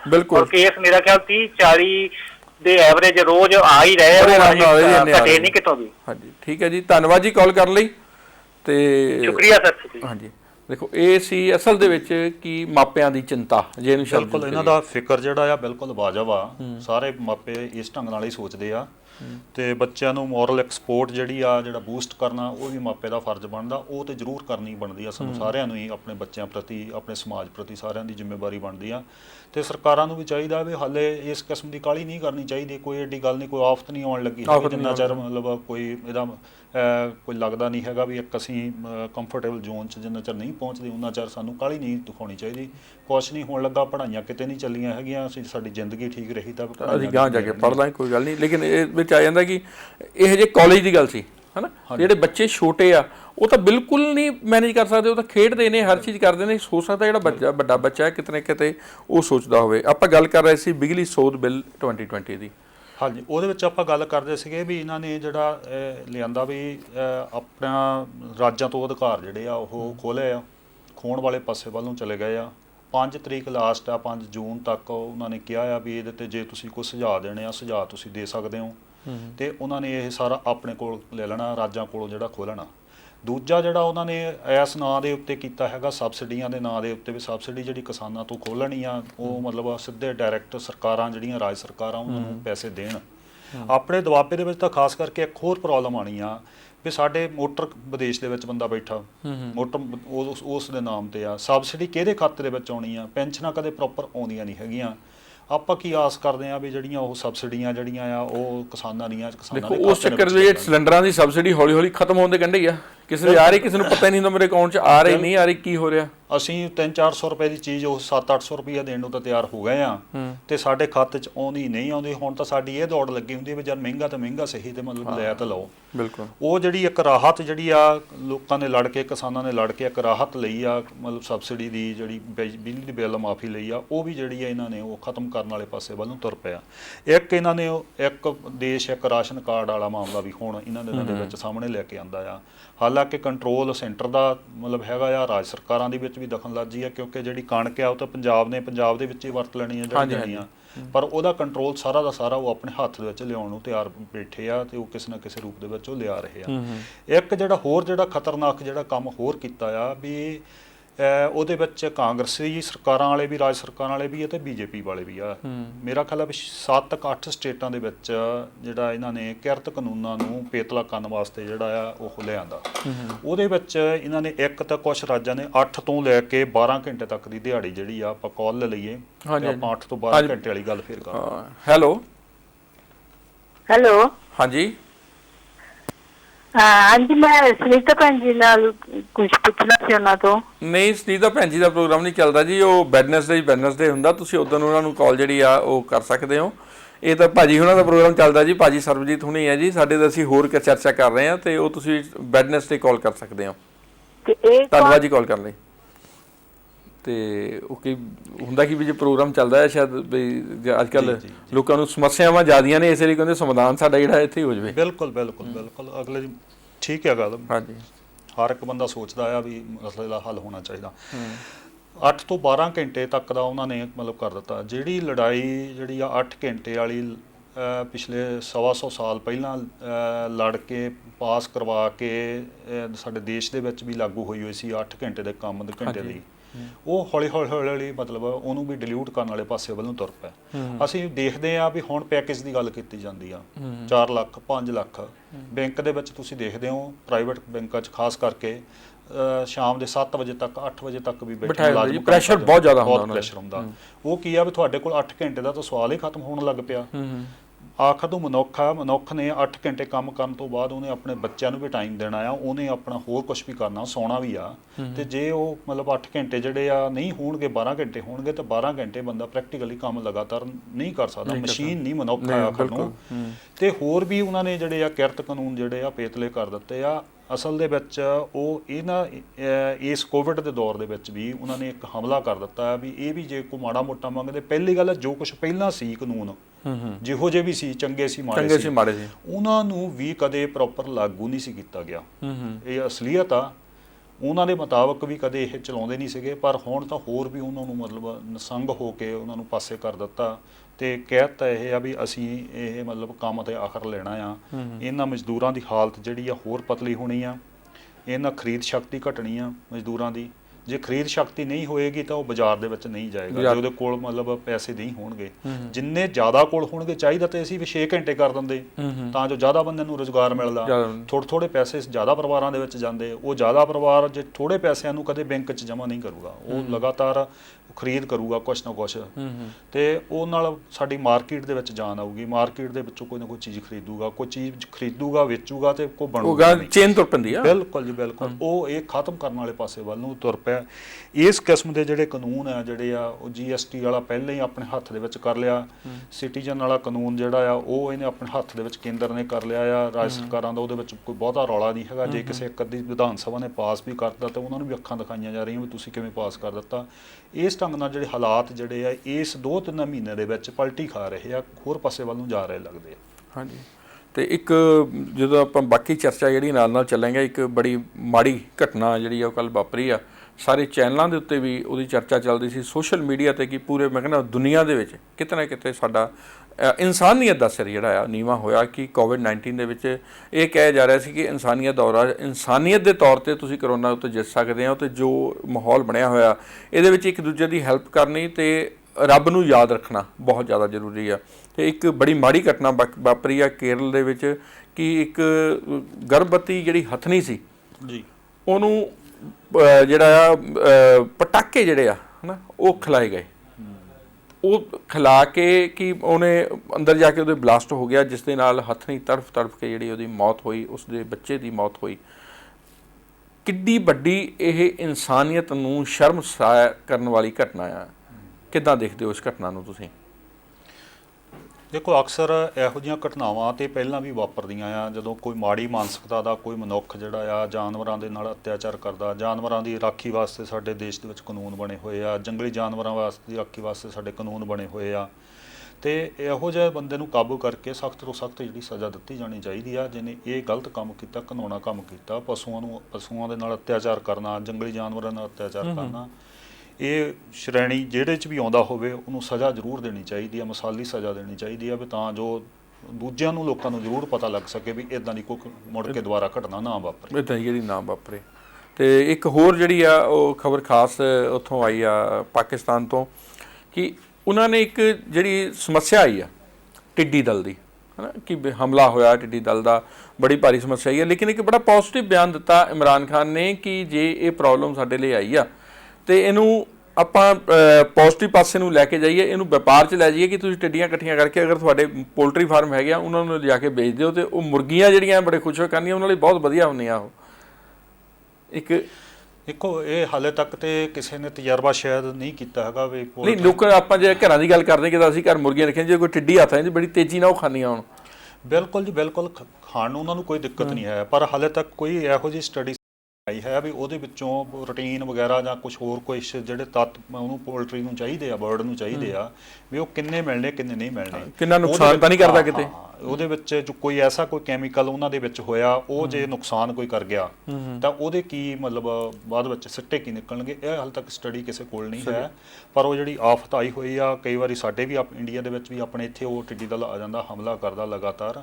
ਇਹ ਰੇਗਿਸਤਾਨ ਦਾ ਵਿੱਚੋਂ ਨਿਕਲ ਕੇ ਹੌਲੀ ਹੌਲੀ ਮੀਂਹ ਜ਼ਿਆਦਾ ਪੈਣ ਕਰਕੇ ਐਤਕੀ ਥੋੜਾ ਜਿਹਾ ਜ਼ਿਆਦਾ ਮਤਲਬ ਆਇਆ ਹੋਇਆ, ਤੇ ਉਹਲੇ ਸਾਂਝੇ ਯਤਨਾਂ ਦੀ ਲੋੜ ਆ। ਵੱਡੀ ਗੱਲ ਆ, ਜਿਵੇਂ ਕੋਵਿਡ ਦੇ ਵਿੱਚ ਵੀ ਸਾਂਝੇ ਯਤਨ ਜਿਹੜੇ ਆ ਉਹੀ ਕਰਕੇ ਅਸੀਂ ਬਿਮਾਰੀ ਦਾ ਮੁਕਾਬਲਾ ਕਰ ਸਕਦੇ, ਰਾਜਨੀਤੀ ਤੋਂ ਉੱਪਰ ਉੱਠ ਕੇ।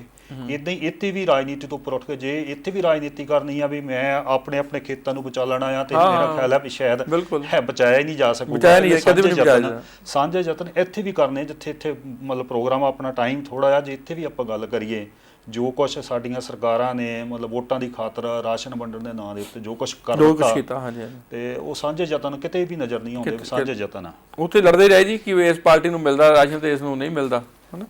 ਤੇ ਆਪਾਂ ਅੱਗੇ ਚੱਲਦੇ ਹਾਂ ਕਿ ਮੈਡੀਕਲ ਕਾਲਜਾਂ ਦੀ ਜਿਹੜੀਆਂ ਫੀਸਾਂ ਵਿੱਚ ਵਾਧਾ ਕੀਤਾ ਗਿਆ। ਕਿਤੇ ਤਾਂ ਇੱਕ ਪਾਸੇ ਕਿਹਾ ਗਿਆ ਕਿ ਸਾਨੂੰ ਡਾਕਟਰ ਦੀ ਲੋੜ ਆ, ਸਟਾਫ ਦੀ ਲੋੜ ਆ, ਉਹਨਾਂ ਦੇ ਹਾਰ ਪਾਏ ਗਏ, ਫੁੱਲ ਸੁੱਟੇ ਗਏ। ਉੱਥੇ ਹੀ ਜਿਹੜੇ ਨਵੇਂ ਡਾਕਟਰ ਬਣਨੇ ਨੇ ਉਹਨਾਂ ਦੀਆਂ ਫੀਸਾਂ ਦੇ ਵਿੱਚ ਵਾਧਾ ਕੀਤਾ ਗਿਆ। ਇਹਨੂੰ ਕਿਸ ਤਰੀਕੇ ਨਾਲ? ਦੇਖੋ, ਤਜਰਬਾ ਜਿਹੜਾ ਆ ਦੁਨੀਆ ਦੇ ਵਿੱਚ ਇਹ ਦੱਸਦਾ ਆ ਵੀ ਜਿੱਥੇ ਜਿੱਥੇ ਨਿੱਜੀ ਸੇਵਾਵਾਂ ਸਿਹਤ ਸਹੂਲਤਾਂ ਦੀਆਂ, ਉੱਥੇ ਉੱਥੇ ਵੱਧ ਨੁਕਸਾਨ ਹੋਇਆ। ਜਿੱਥੇ ਜਿੱਥੇ ਸਰਕਾਰੀ ਕੰਟਰੋਲ ਦੇ ਅੰਦਰ ਆ ਸਿਹਤ ਸਹੂਲਤਾਂ ਜਾਂ ਚੰਗੀਆਂ ਉਹਨਾਂ ਨੇ ਡਿਵੈਲਪ ਕਰ ਲਈਆਂ, ਉੱਥੇ ਉੱਥੇ ਨੁਕਸਾਨ ਘੱਟ ਹੋਇਆ।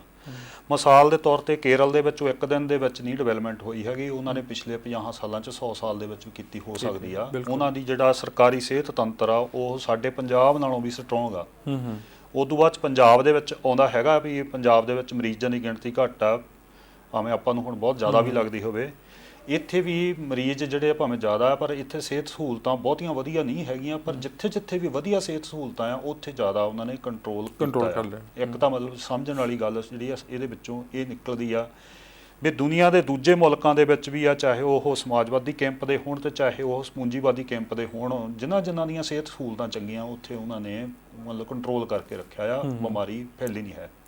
ਜਦੋਂ ਅਸੀਂ ਡਾਕਟਰਾਂ ਦੀ ਗੱਲ ਕਰਦੇ ਹਾਂ, ਆਪਣੇ ਸਿਹਤ ਤੰਤਰ ਨੂੰ ਮਜ਼ਬੂਤ ਕਰਨ ਦੀ ਗੱਲ ਕਰਦੇ ਹਾਂ, ਤਾਂ ਉਦੋਂ ਡਾਕਟਰ ਜਿਹੜੇ ਪ੍ਰਾਈਵੇਟ ਖੇਤਰ ਦੇ ਵਿੱਚ ਜਾਂਦੇ ਆ, ਸਾਡੇ ਸਰਕਾਰੀ ਖੇਤਰ ਦੇ ਵਿੱਚ ਆਉਣ ਨੂੰ ਤਿਆਰ ਨਹੀਂ ਡਾਕਟਰ। ਉਹਦਾ ਬੁਨਿਆਦੀ ਕਾਰਨ ਇਹ ਆ ਵੀ ਇੱਥੇ ਜਿਹੜੇ ਤਨਖਾਹ ਦਾ ਜਿਹੜਾ ਢਾਂਚਾ ਬਹੁਤ ਵੀਕ ਹੈ, ਤਨਖਾਹ ਬਹੁਤ ਘੱਟ ਦਿੱਤੀ ਜਾਂਦੀ ਸਰਕਾਰੀ ਤੰਤਰ ਦੇ ਵਿੱਚ। ਉਹ ਪ੍ਰਾਈਵੇਟ ਵਾਲੇ ਪਾਸੇ ਨੂੰ ਜਾਂਦੇ ਆ। ਪ੍ਰਾਈਵੇਟ ਵਾਲੇ ਪਾਸੇ ਨੂੰ ਇਸ ਕਰਕੇ ਜਾਂਦੇ ਆ ਵੀ ਉੱਥੇ ਉਹਨਾਂ ਨੇ ਮਹੀਨੇ ਦਾ 2 ਲੱਖ 3 ਲੱਖ ਰੁਪਈਆ ਜਿਹੜਾ ਮਹੀਨੇ ਦਾ ਕਮਾ ਲੈਣਾ, ਸਰਕਾਰ ਭਾਵੇਂ ਲੱਖ ਰੁਪਈਆ ਦਿੰਦੀ ਹੋਵੇ।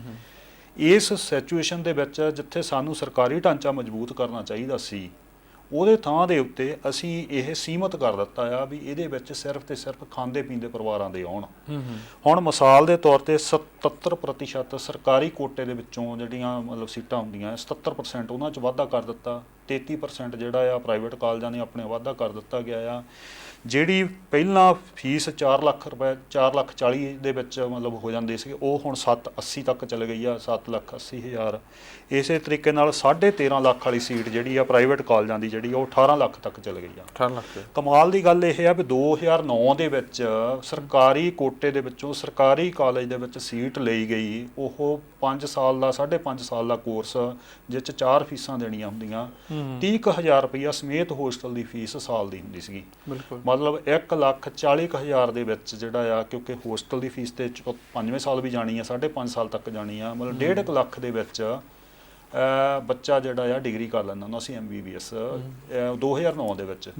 2009 ਤੋਂ ਲੈ ਕੇ ਹੁਣ ਅਸੀਂ ਜਿਹੜਾ ਆ ਉਹ 7,80 ਤੱਕ ਮਤਲਬ ਸਾਲ ਦੀ ਜਿਹੜੀ ਫੀਸ ਜਿਹੜੀ ਲੈ ਕੇ ਅਸੀਂ ਕਿੱਧਰ ਨੂੰ ਮਤਲਬ ਚਲੇ ਗਏ ਆ। ਇਹ ਸਾਡਾ ਜਿਹੜਾ ਆ ਨਿਗਾਰ ਵਾਲੇ ਪਾਸੇ ਵੱਲ ਨੂੰ ਕੰਮ ਤੁਰ ਪਿਆ ਤੇ ਸਾਡਾ ਮੈਡੀਕਲ ਵਾਲਾ। ਦੂਜਾ ਇਹਦੇ ਵਿੱਚ ਇਹ ਇੱਕ ਹੋ ਗਿਆ ਵੀ ਜਿਹੜਾ ਗਰੀਬ ਤਬਕੇ ਦੇ ਵਿੱਚੋਂ ਕੋਈ ਮਤਲਬ ਜੀਨੀਅਸ ਬੱਚਾ ਵੀ ਹੋਵੇ, ਉਹਦੇ ਲਈ ਰਸਤੇ ਬੰਦ ਹੋ ਗਏ ਆ। ਸਿਰਫ ਤੇ ਸਿਰਫ ਜੇ ਰਾਖਵੀਂ ਦੀ ਗੱਲ ਕਰੀਏ, ਰਾਖਵਾਂ ਅਮੀਰਾਂ ਲਈ ਰਾਖਵਾਂ ਹੋ ਗਿਆ। ਡਾਕਟਰ ਦਾ ਬੱਚਾ ਡਾਕਟਰ ਬਣੂਗਾ ਜੀ, ਕਿ ਇਹ ਕਹਿ ਸਕਦੇ ਆ। ਬਿਲਕੁਲ ਰਾਖਵਾਂ ਜਿਹੜਾ ਰਾਖਵਾਂ ਹੋ ਗਿਆ, ਪਰ ਹੋਇਆ ਕਿਹਦੇ ਲਈ? ਅਮੀਰਾਂ ਲਈ ਰਾਖਵਾਂ ਹੋ ਗਿਆ। ਮਾੜਾ ਬੰਦਾ ਜਿਹੜਾ ਆ ਉਹ ਸੀਟ ਚੱਕਣ ਦੇ ਯੋਗ ਨਹੀਂ ਹੈ, ਸੀਟ ਨਹੀਂ ਉਹ ਲੈ ਸਕਦਾਗਾ। ਇਸ ਪਾਸੇ ਵੱਲ ਨੂੰ ਜਿਹੜੀ ਆ ਪੋਜੀਸ਼ਨ ਚਲੇ ਗਈ ਆ। ਪਰ ਜਦੋਂ ਇੰਨੀ ਫੀਸ ਵਧਾ ਦਿੱਤੀ ਆ ਤੇ ਮੁੜ ਕੇ ਕਿਹਾ ਜਾਂਦਾ ਹੈ ਕਿ ਡਾਕਟਰਾਂ ਨੇ ਲੁੱਟ ਪਾਈ ਆ, ਇਹਨਾਂ ਦੀਆਂ ਫੀਸਾਂ ਬਹੁਤ ਜ਼ਿਆਦਾ ਨੇ, ਇਹ ਪੈਸੇ ਬਹੁਤ ਲੈਂਦੇ ਨੇ, ਆਹ ਲੈਂਦੇ ਨੇ। ਜਦੋਂ ਉਹ ਥੱਲਿਓਂ ਉਹਨਾਂ ਦੀ ਫੀਸਾਂ ਇੰਨੀਆਂ ਵਧਾ ਦਿੱਤੀਆਂ ਗਈਆਂ ਤੇ ਮੁੜ ਕੇ ਸਰਕਾਰਾਂ ਉਹਨਾਂ ਨੂੰ ਕਿਸ ਮੂੰਹ ਦੇ ਨਾਲ ਕਹਿ ਸਕਦੀਆਂ ਆ ਕਿ ਵੀ ਤੁਸੀਂ ਪੈਸੇ ਜ਼ਿਆਦਾ ਲੈਂਦੇ? ਉਹਨੂੰ ਕਹਿਣਾ ਜਦੋਂ ਅਸੀਂ ਪੜ੍ਹਨਾ ਸੀ ਤੁਸੀਂ ਵੀ ਤਾਂ ਪੈਸੇ ਜ਼ਿਆਦਾ ਹੀ ਲਏ ਸੀ। ਬਿਲਕੁਲ 8.5 ਲੱਖ ਰੁਪਏ 1 ਸਾਲ ਦੀ ਫੀਸ ਆ ਜਿਹਨੇ MD ਕਰਨੀ ਆ। ਤੇ ਤੁਸੀਂ ਲਾਓ ਹਿਸਾਬ ਕਿਤਾਬ 24-25 ਲੱਖ ਰੁਪਈਆ ਜਿਹੜਾ ਖਰਚਾ ਆਉਣਾ ਜੇ ਕਿਸੇ ਨੇ MD ਵਗੈਰਾ ਕਰਨੀ ਹੈ, MBBS ਤੋਂ ਬਾਅਦ ਜਿਹੜੀ ਕਰਨੀ ਆ। ਹੁਣ ਹੋ ਕੀ ਰਿਹਾ ਆ ਪੰਜਾਬ ਦੀ ਸਥਿਤੀ ਮੈਂ ਥੋੜੀ ਜਿਹੀ ਦੱਸਣੀ ਚਾਹੁੰਦਾ ਆਪਣੇ ਦਰਸ਼ਕਾਂ। ਆਪਾਂ ਪੰਜਾਬ ਦੀ ਸਥਿਤੀ ਤੇ ਗੱਲ ਕਰਦੇ ਨਾਲ ਪਹਿਲਾਂ ਕਾਲ ਲੈ ਲਈ ਆਪਾਂ ਇੱਕ। ਹੈਲੋ ਸਤਿ ਸ਼੍ਰੀ ਅਕਾਲ ਜੀ। ਸਤਿ ਸ਼੍ਰੀ ਅਕਾਲ ਜੀ। ਪ੍ਰਮੋਦ ਕੌਸ਼ਲ ਬੋਲ ਰਿਹਾ ਜੀ। ਹਾਂਜੀ ਕੌਸ਼ਲ ਜੀ, ਕੀ ਹਾਲ ਚਾਲ ਹੈ ਜੀ? ਸਵਾਗਤ ਹੈ ਜੀ ਤੁਹਾਡਾ। ਵਧੀਆ ਜੀ ਵਧੀਆ, ਤੁਸੀਂ ਸੁਣਾਓ ਜੀ। ਹਾਂਜੀ, ਕੀ ਕਹਿਣਾ ਚਾਹੁੰਦੇ ਹੋ ਜੋ ਸਾਡਾ ਅੱਜ ਦਾ ਬੜੇ ਵਧੀਆ ਇਸ਼ੂ ਦੇ ਉੱਤੇ ਹੁਣੇ ਚਰਚਾ ਜਿਹੜੀ ਆ ਉਹ ਸ਼ੁਰੂ ਹੋਈ ਆ। ਮੈਡੀਕਲ ਦੇ ਜਿਹੜੀਆਂ ਸੀਟਾਂ ਉਹਦੇ ਰੇਟਸ ਜਿਹੜੇ ਨੇ ਇਨਕਰੀਜ਼ ਕੀਤੇ ਨੇ ਗਵਰਨਮੈਂਟ ਦੇ ਵੱਲੋਂ। ਹਾਂਜੀ, ਗਿੱਲ ਸਾਹਿਬ ਦੱਸ ਰਹੇ ਸੀ ਵੀ ਤਕਰੀਬਨ 8 ਲੱਖ ਰੁਪਈਆ ਸਾਲ ਦਾ ਜਿਹੜਾ ਆ ਉਹ ਇੱਕ ਸਟੂਡੈਂਟ ਤੋਂ ਮੈਡੀਕਲ ਦੀ ਸੀਟ ਦੇ ਲਈ ਜਾਣੀ ਉਹਦਾ ਖਰਚਾ ਆ। ਦੇਖੋ ਸਾਡੇ ਲਈ ਵੱਡੀ ਸਮੱਸਿਆ ਜਿਹੜੀ ਆ ਉਹ ਇਹੀ ਆ ਵੀ ਸਾਡਾ ਯੂਥ ਪੰਜਾਬ ਦੇ ਵਿੱਚ ਟਿਕਦਾ ਨਹੀਂ ਪਿਆ। ਯੂਥ ਸਾਡਾ ਬਾਹਰ ਨੂੰ ਜਾਂਦਾ ਪਿਆ ਆ। ਲੋਕਾਂ ਦੇ ਵਿੱਚ ਇਹ ਗੱਲ ਆਉਂਦੀ ਪਈ ਆ ਵੀ ਜੇ 24 ਲੱਖ ਲਾ ਕੇ 3 ਸਾਲਾਂ ਦੇ ਵਿੱਚ ਅਸੀਂ ਇੱਥੇ ਪੜ੍ਹਾਈ ਕਰਨੀ ਆ ਤੇ ਫਿਊਚਰ ਫੇ ਸਿਕਿਉਰ ਹੈ ਕਿ ਨਹੀਂ ਹੈ ਉਹਦਾ ਪਤਾ ਕੁਝ ਨਹੀਂ ਹੈਗਾ, ਤੇ ਫਿਰ ਬਾਹਰ ਨੂੰ ਕਿਉਂ ਨਾ ਚੱਲੀਏ? ਬਾਹਰ ਨੂੰ ਕਿਉਂ? ਬਿਲਕੁਲ ਸਹੀ ਗੱਲ। ਬਜਾਏ ਕਿ ਯੂਥ ਨੂੰ ਰੋਕਣ ਦੇ ਲਈ ਫੀਸਾਂ ਨੂੰ ਡਿਕਰੀਜ਼ ਕੀਤਾ ਜਾਂਦਾ ਹੈ, ਫੀਸਾਂ ਇਨਕਰੀਜ਼ ਕਰਤੀਆਂ ਗਈਆਂ। ਸਾਡੀ ਜਿਹੜੀ ਯੂਥ ਨੂੰ ਰੋਕਣ ਵਾਲੀ ਪਾਲਿਸੀ ਆ, ਸਰਕਾਰ ਉਹਦੇ ਪ੍ਰਤੀ ਇਹਦਾ ਮਤਲਬ ਗੰਭੀਰ ਹੀ ਹੈ ਨਹੀਂ। ਉਹ ਸਰਕਾਰ ਨੂੰ ਚਾਹੀਦਾ ਸੀਗਾ ਵੀ ਫੀਸ ਜੇ ਆਲਰੇਡੀ ਵੱਧ ਆ, ਫੀਸ ਨੂੰ ਘਟਾਉਣ ਦੀ ਵੀ ਤੁਸੀਂ ਬਾਹਰ ਨਾ ਜਾਓ, ਇੱਥੇ ਰਹੋ। ਅਸੀਂ ਤੁਹਾਡੇ ਲਈ ਰੋਜ਼ਗਾਰ ਦੇ ਮੌਕੇ ਤਾਂ ਪੈਦਾ ਕਰਾਂਗੇ, ਤੁਹਾਡੇ ਲਈ ਪੜ੍ਹਾਈ ਵੀ ਸਸਤੀ ਕਰ ਰਹੇ ਹਾਂ, ਤੁਸੀਂ ਇੱਥੇ ਪੜ੍ਹੋ।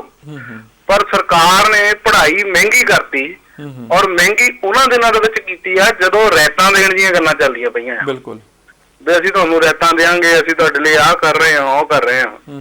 ਉਹਨਾਂ ਦਿਨਾਂ ਦੇ ਵਿੱਚ ਤੁਸੀਂ ਘਰ ਬੈਠੇ ਮਾਪਿਆਂ ਦੇ ਲਈ ਪਰੇਸ਼ਾਨੀ ਜਿਹੜੀ ਆ ਉਹ ਖੜੀ ਕਰਤੀ, ਔਰ ਫੀਸਾਂ ਜਿਹੜੀਆਂ ਜਾਣੀ ਜੇ ਪਹਿਲਾਂ 8 ਲੱਖ ਸੀਗੀ ਤੇ ਤਕਰੀਬਨ 70% ਜੇ ਵੱਧ ਗਈ ਤੇ 10 ਲੱਖ ਨੂੰ ਜਾ ਪਿਆ ਕੰਮ ਘੱਟੋ ਘੱਟ। ਤੇ 30 ਲੱਖ ਲਾ ਕੇ ਬੱਚਾ ਜੇ ਇੱਥੇ ਪੜੂਗਾ ਤੇ 30 ਲੱਖ ਲਾ ਕੇ ਇੱਥੇ ਫਿਰ ਪੜ੍ਹਨਾ ਕਿਹੜਾ ਚਾਹੂਗਾ ਜੀ? ਅਗਲਾ ਕਹਿੰਦਾ 25 ਲੱਖ ਰੁਪਏ ਦੇ ਵਿੱਚ ਕੈਨੇਡਾ ਜਾ ਕੇ ਪੜ੍ਹਦੇ ਆ, ਨਾਲੇ ਪੱਕੇ ਹੋਵਾਂਗੇ, ਨਾਲੇ ਟੱਬਰ ਸੱਦਾਂਗੇ, ਨਾਲੇ ਅੱਗੇ ਵਧਾਂਗੇ। ਹਾਂਜੀ, ਕਿਉਂ ਇੱਕ ਚੀਜ਼ ਵਿੱਚ ਤੁਸੀਂ ਵੀ ਇੱਥੇ ਇਹ ਚੀਜ਼ ਨੂੰ ਮੰਨਦੇ ਹੋ ਕਿ ਹੁਣ ਜੇ ਕੋਈ ਜ਼ਿਆਦਾ ਪੈਸੇ ਨੇ ਉਹ ਡਾਕਟਰ ਬਣ ਸਕਦਾ ਹੈ, ਜੇ ਕੋਈ ਜ਼ਿਆਦਾ ਦਿਮਾਗ ਆ ਉਹ ਬਣੇ ਨਾ ਬਣੇ? ਦੇਖੋ ਗੱਲ ਫੇਰ ਉਹੀ ਆ ਗਈ ਨਾ ਜੀ, ਵੀ ਸਰਮਾਏਦਾਰਾਂ ਨੂੰ ਇੱਥੇ ਵੀ ਪਹਿਲ ਹੋ ਗਈ। ਫਿਰ ਸਰਮਾਏਦਾਰੀ ਵਾਲਾ ਜਿਹੜਾ ਪੱਖ ਆ ਉਹ ਹਾਵੀ ਹੋ ਗਿਆ, ਜਦ ਕਿ ਸਰਕਾਰ ਨੂੰ ਤਾਂ ਸਗੋਂ ਇਸ ਗੱਲ ਦੇ ਉੱਤੇ ਚਾਹੀਦਾ ਸੀਗਾ ਵੀ ਜੇ ਪਹਿਲਾਂ 8 ਲੱਖ ਲੱਗਦਾ ਜੀ, ਯਾਰ ਅਸੀਂ ਘਟਾ ਰਹੇ ਹਾਂ, ਇਹਨੂੰ 5 ਲੱਖ ਕਰ ਰਹੇ ਹਾਂ, ਤੇ ਤੁਸੀਂ ਵੱਧ ਤੋਂ ਵੱਧ ਡਾਕਟਰ ਬਣੋ। ਜਿੱਦਾਂ ਹੁਣ ਡਾਕਟਰਾਂ ਦੀ ਜ਼ਿਆਦਾ ਲੋੜ ਆ ਦੇਸ਼ ਨੂੰ, ਜਿੱਦਾਂ ਦੀ ਬਿਮਾਰੀ ਚੱਲਦੀ ਪਈ ਆ ਦੁਨੀਆ ਨੂੰ। ਮੈਂ ਇਹੀ ਗੱਲ ਕਰ ਰਿਹਾ, ਪਹਿਲਾਂ ਤਾਂ ਚਲੋ ਆਪਾਂ ਫਿਲਹਾਲ ਦੇਸ਼ ਦੀ ਗੱਲ ਕਰ ਰਹੀਏ ਨਾ, ਕਿਉਂਕਿ ਦੁਨੀਆ ਨੇ ਤਾਂ ਸ਼ਹਿਰ ਸਸਤੇ ਕਰਤੇ, ਹੁਣ ਰੇਟ ਸਾਡੇ ਵਾਲਿਆਂ ਨੇ ਵਧਾਤੇ ਆ। ਤੇ ਜੇ ਇਹ ਰੇਟ ਉਹਨਾਂ ਨੂੰ ਫੀਸਾਂ ਦੇ ਵਿੱਚ ਕਟੌਤੀ ਕਰਦੇ, ਕੁਛ ਫੀਸਾਂ ਨੂੰ ਘਟਾ ਦਿੰਦੇ, ਤੇ ਹੋ ਸਕਦਾ ਸੀਗਾ ਵੀ ਯੂਥ ਇਹ ਗੱਲ ਸੋਚਦਾ ਵੀ ਯਾਰ ਵੱਧ ਤੋਂ ਵੱਧ ਡਾਕਟਰ ਬਣੀਏ ਤੇ ਸੇਵਾ ਕਰੀਏ। ਬਿਲਕੁਲ। ਹੁਣ ਜਿਹੜਾ 30 ਲੱਖ ਲਾਊਗਾ ਉਹ ਪਹਿਲਾਂ ਤਾਂ 30 ਲੱਖ ਪੂਰਾ ਕਰੂ ਵਿਚਾਰਾ, ਫਿਰ ਇਹ ਸੇਵਾ ਨੂੰ ਸੋਚੂਗਾ। ਬਿਲਕੁਲ, ਉਹਦਾ ਇਨਵੈਸਟਮੈਂਟ ਹੋ ਗਈ, ਬਿਜ਼ਨਸ ਹੋ ਗਿਆ। ਗੱਲ ਉਹੀ ਆ ਗਈ ਨਾ ਜੀ, ਵੀ ਹੁਣ ਕਿੱਦਾਂ ਗੱਲ ਬਣੂ ਤੇ ਕੀ ਹੋਊਗਾ, ਇਹ ਤੇ ਗਿੱਲ ਸਾਹਿਬ ਹੁਣ ਬਿਹਤਰ ਦੱਸੂਗੇ। ਧੰਨਵਾਦ ਜੀ ਤੁਹਾਡਾ। ਮੈਂ ਜਿਹੜੀ ਗੱਲ ਕਹਿਣੀ ਚਾਹੁੰਦਾ ਸੀਗਾ ਵੀ ਇਸ ਵੇਲੇ ਚਿੰਤਪੁਰਨੀ ਕਾਲਜ ਜਿਹੜਾ ਉਹ ਮਤਲਬ ਉਹਦੇ ਵਿੱਚ ਇੱਕ ਵਾਰੀ ਐਡਮਿਸ਼ਨ ਹੋਈ ਆ, ਉਹ ਤੋਂ ਬਾਅਦ ਉਹ ਬੰਦ ਹੋ ਗਿਆ। ਜਿਹੜਾ ਬਨੂੜ ਵਾਲਾ ਕਾਲਜ ਆ ਉਹ ਪਿੱਛੇ ਜਿਹਾ ਬੰਦ ਹੋ ਗਿਆ, ਉੱਥੇ ਹੁਣ ਕੋਵਿਡ ਦਾ ਸੈਂਟਰ ਉਹਨਾਂ ਨੇ ਬਣਾਇਆ, ਉਹ ਪੇਸ਼ੈਂਟ ਉੱਥੇ ਲਿਜਾਏ ਜਾ ਰਹੇ ਆ। ਇਸੇ ਤਰੀਕੇ ਦੇ ਨਾਲ ਜਲੰਧਰ ਦਾ ਪਿਮਸ ਜਿਹੜਾ ਕਾਲਜ ਆ, ਇਹਦੇ ਵਿੱਚੋਂ ਮਤਲਬ ਹੁਣ 1-2 ਬੈਚ ਜਿਹੜੇ ਲਗਾਤਾਰ ਚੱਲੇ ਆ ਦੁਬਾਰਾ, ਮਤਲਬ ਕਿ ਪਹਿਲਾਂ ਵੀ ਇਹ ਸੰਕਟ ਦੇ ਵਿੱਚ ਰਿਹਾ ਇਹ ਕਾਲਜ। ਆਦੇਸ਼ ਵਾਲਾ ਕਾਲਜ ਜਿਹੜਾ ਯੂਨੀਵਰਸਿਟੀ ਬਣਾ ਦਿੱਤਾ ਗਿਆ, SGRD ਵਾਲਾ ਸ਼੍ਰੋਮਣੀ ਕਮੇਟੀ ਵਾਲਾ ਜਿਹੜਾ ਕਾਲਜ ਆ ਉਹ ਵੀ ਯੂਨੀਵਰਸਿਟੀ ਬਣਾਤਾ। ਦੇਰ ਸਵੇਰ ਇਹਨਾਂ ਨੇ ਦੋਨਾਂ ਕਾਲਜਾਂ ਨੇ ਆਪਣੀ ਕਾਉਂਸਲਿੰਗ ਕਰਨੀ ਆ, ਹਾਲੇ ਭਾਵੇਂ ਬਾਬਾ ਫਰੀਦ ਯੂਨੀਵਰਸਿਟੀ ਤੋਂ ਕੁਝ ਸੀਟਾਂ ਉੱਧਰੋਂ ਜਾਂਦੀਆਂ ਵੀ ਹੋਣ, ਪਰ ਇਹ 2 ਕਾਲਜ ਜਦੋਂ ਆਪਣੇ ਤੌਰ ਦੇ ਉੱਤੇ ਸੀਟਾਂ ਮਤਲਬ ਭਰਨਗੇ ਤੇ ਫਿਰ ਉਹ ਹਾਲ ਕੀ ਹੋਣਾ ਉਹਨੂੰ ਕੋਈ ਆਪਾਂ ਲੁਕੀ ਕੋਈ ਗੱਲ ਕਹਿਣ ਦੀ ਕੋਈ ਗੱਲ ਨਹੀਂ ਹੈਗੀ। CMC ਵਾਲੇ ਪਹਿਲਾਂ ਹੀ ਆਪਣੀ ਕਾਉਂਸਲਿੰਗ ਆਪਣੀ ਅਲੱਗ ਕਰਦੇ ਆ, ਰਲਾ ਮਿਲਾ ਕੇ 3 ਕਾਲਜ ਜਿਹੜੇ ਆ ਉਹ ਸਰਕਾਰੀ ਜਿਹੜੇ ਆ ਉਹ ਰਹਿਣੇ ਆ, ਤੇ ਪਿਮਸ ਵਰਗਾ ਜਿਹੜਾ ਇੱਕ ਕਾਲਜ ਰਹਿਣਾ।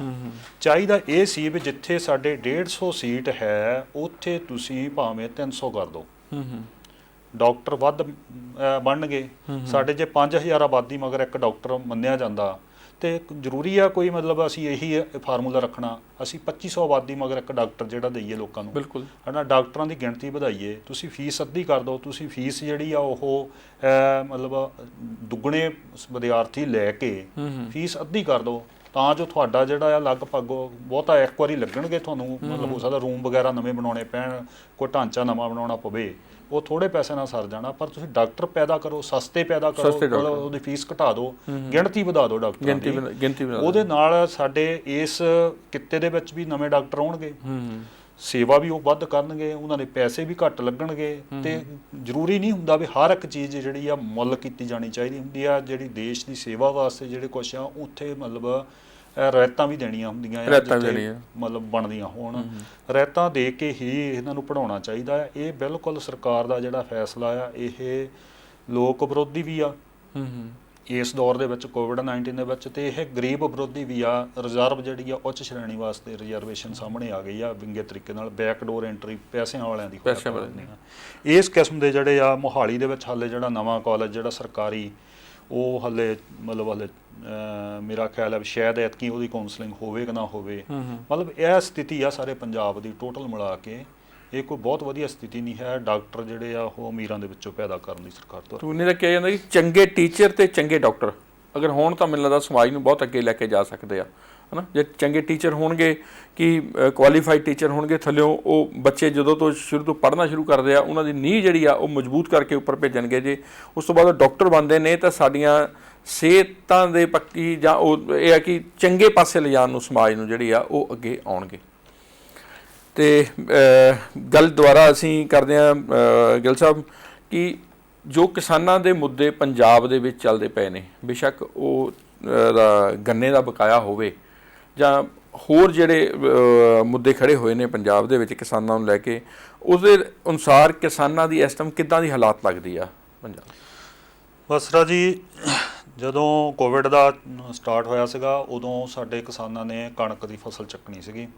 ਕਣਕ ਵਾਸਤੇ ਬਹੁਤੀ ਲੇਬਰ ਦੀ ਲੋੜ ਨਹੀਂ ਪੈਂਦੀ ਹੈ ਕਿਉਂਕਿ ਮਸ਼ੀਨੀ ਯੁੱਗ ਆ ਗਿਆ, ਪਰ ਝੋਨੇ ਦੀ ਲਵਾਈ ਦੇ ਵਿੱਚ ਮਸ਼ੀਨਾਂ ਤੇ ਬਹੁਤੀ ਨਿਰਭਰਤਾ ਹਾਲੇ ਹੈ ਨਹੀਂ ਸਾਡੀ।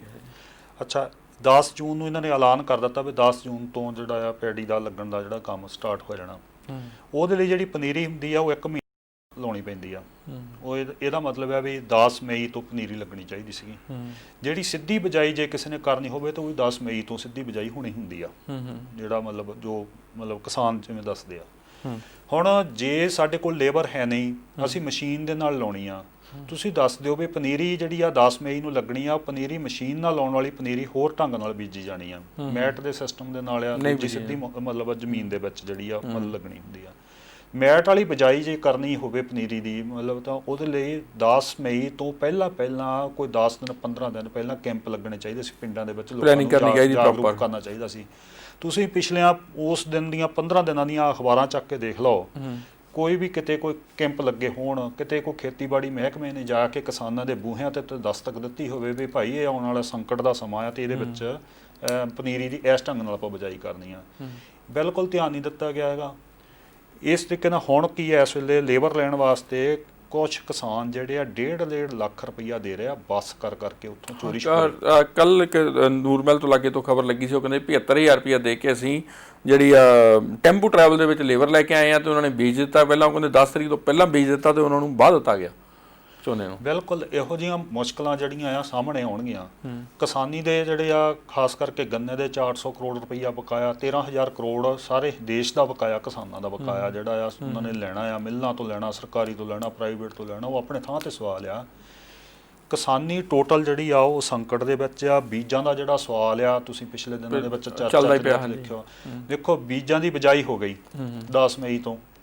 ਹੁਣ ਤੁਸੀਂ ਉਹਦੇ ਵਿੱਚ ਕੀ ਉੱਗਣਾ ਕੀ ਨਹੀਂ ਉੱਗਣਾ ਹੁਣ ਤਾਂ ਪਤਾ ਹੀ ਨਹੀਂ ਹੈ।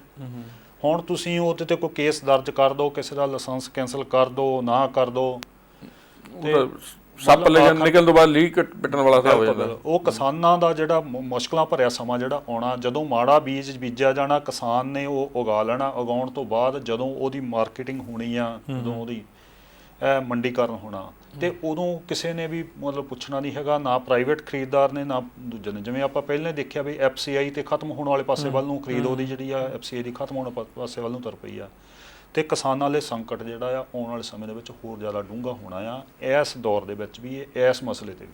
ਬਿਲਕੁਲ।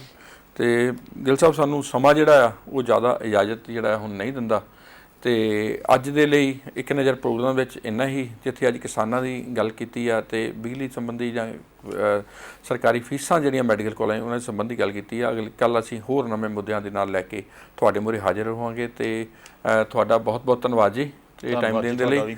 ਤੇ ਸਾਨੂੰ ਦਿਓ ਹੁਣ ਇਜਾਜ਼ਤ। ਪਿਆਰ ਭਰੀ ਸਤਿ ਸ਼੍ਰੀ ਅਕਾਲ।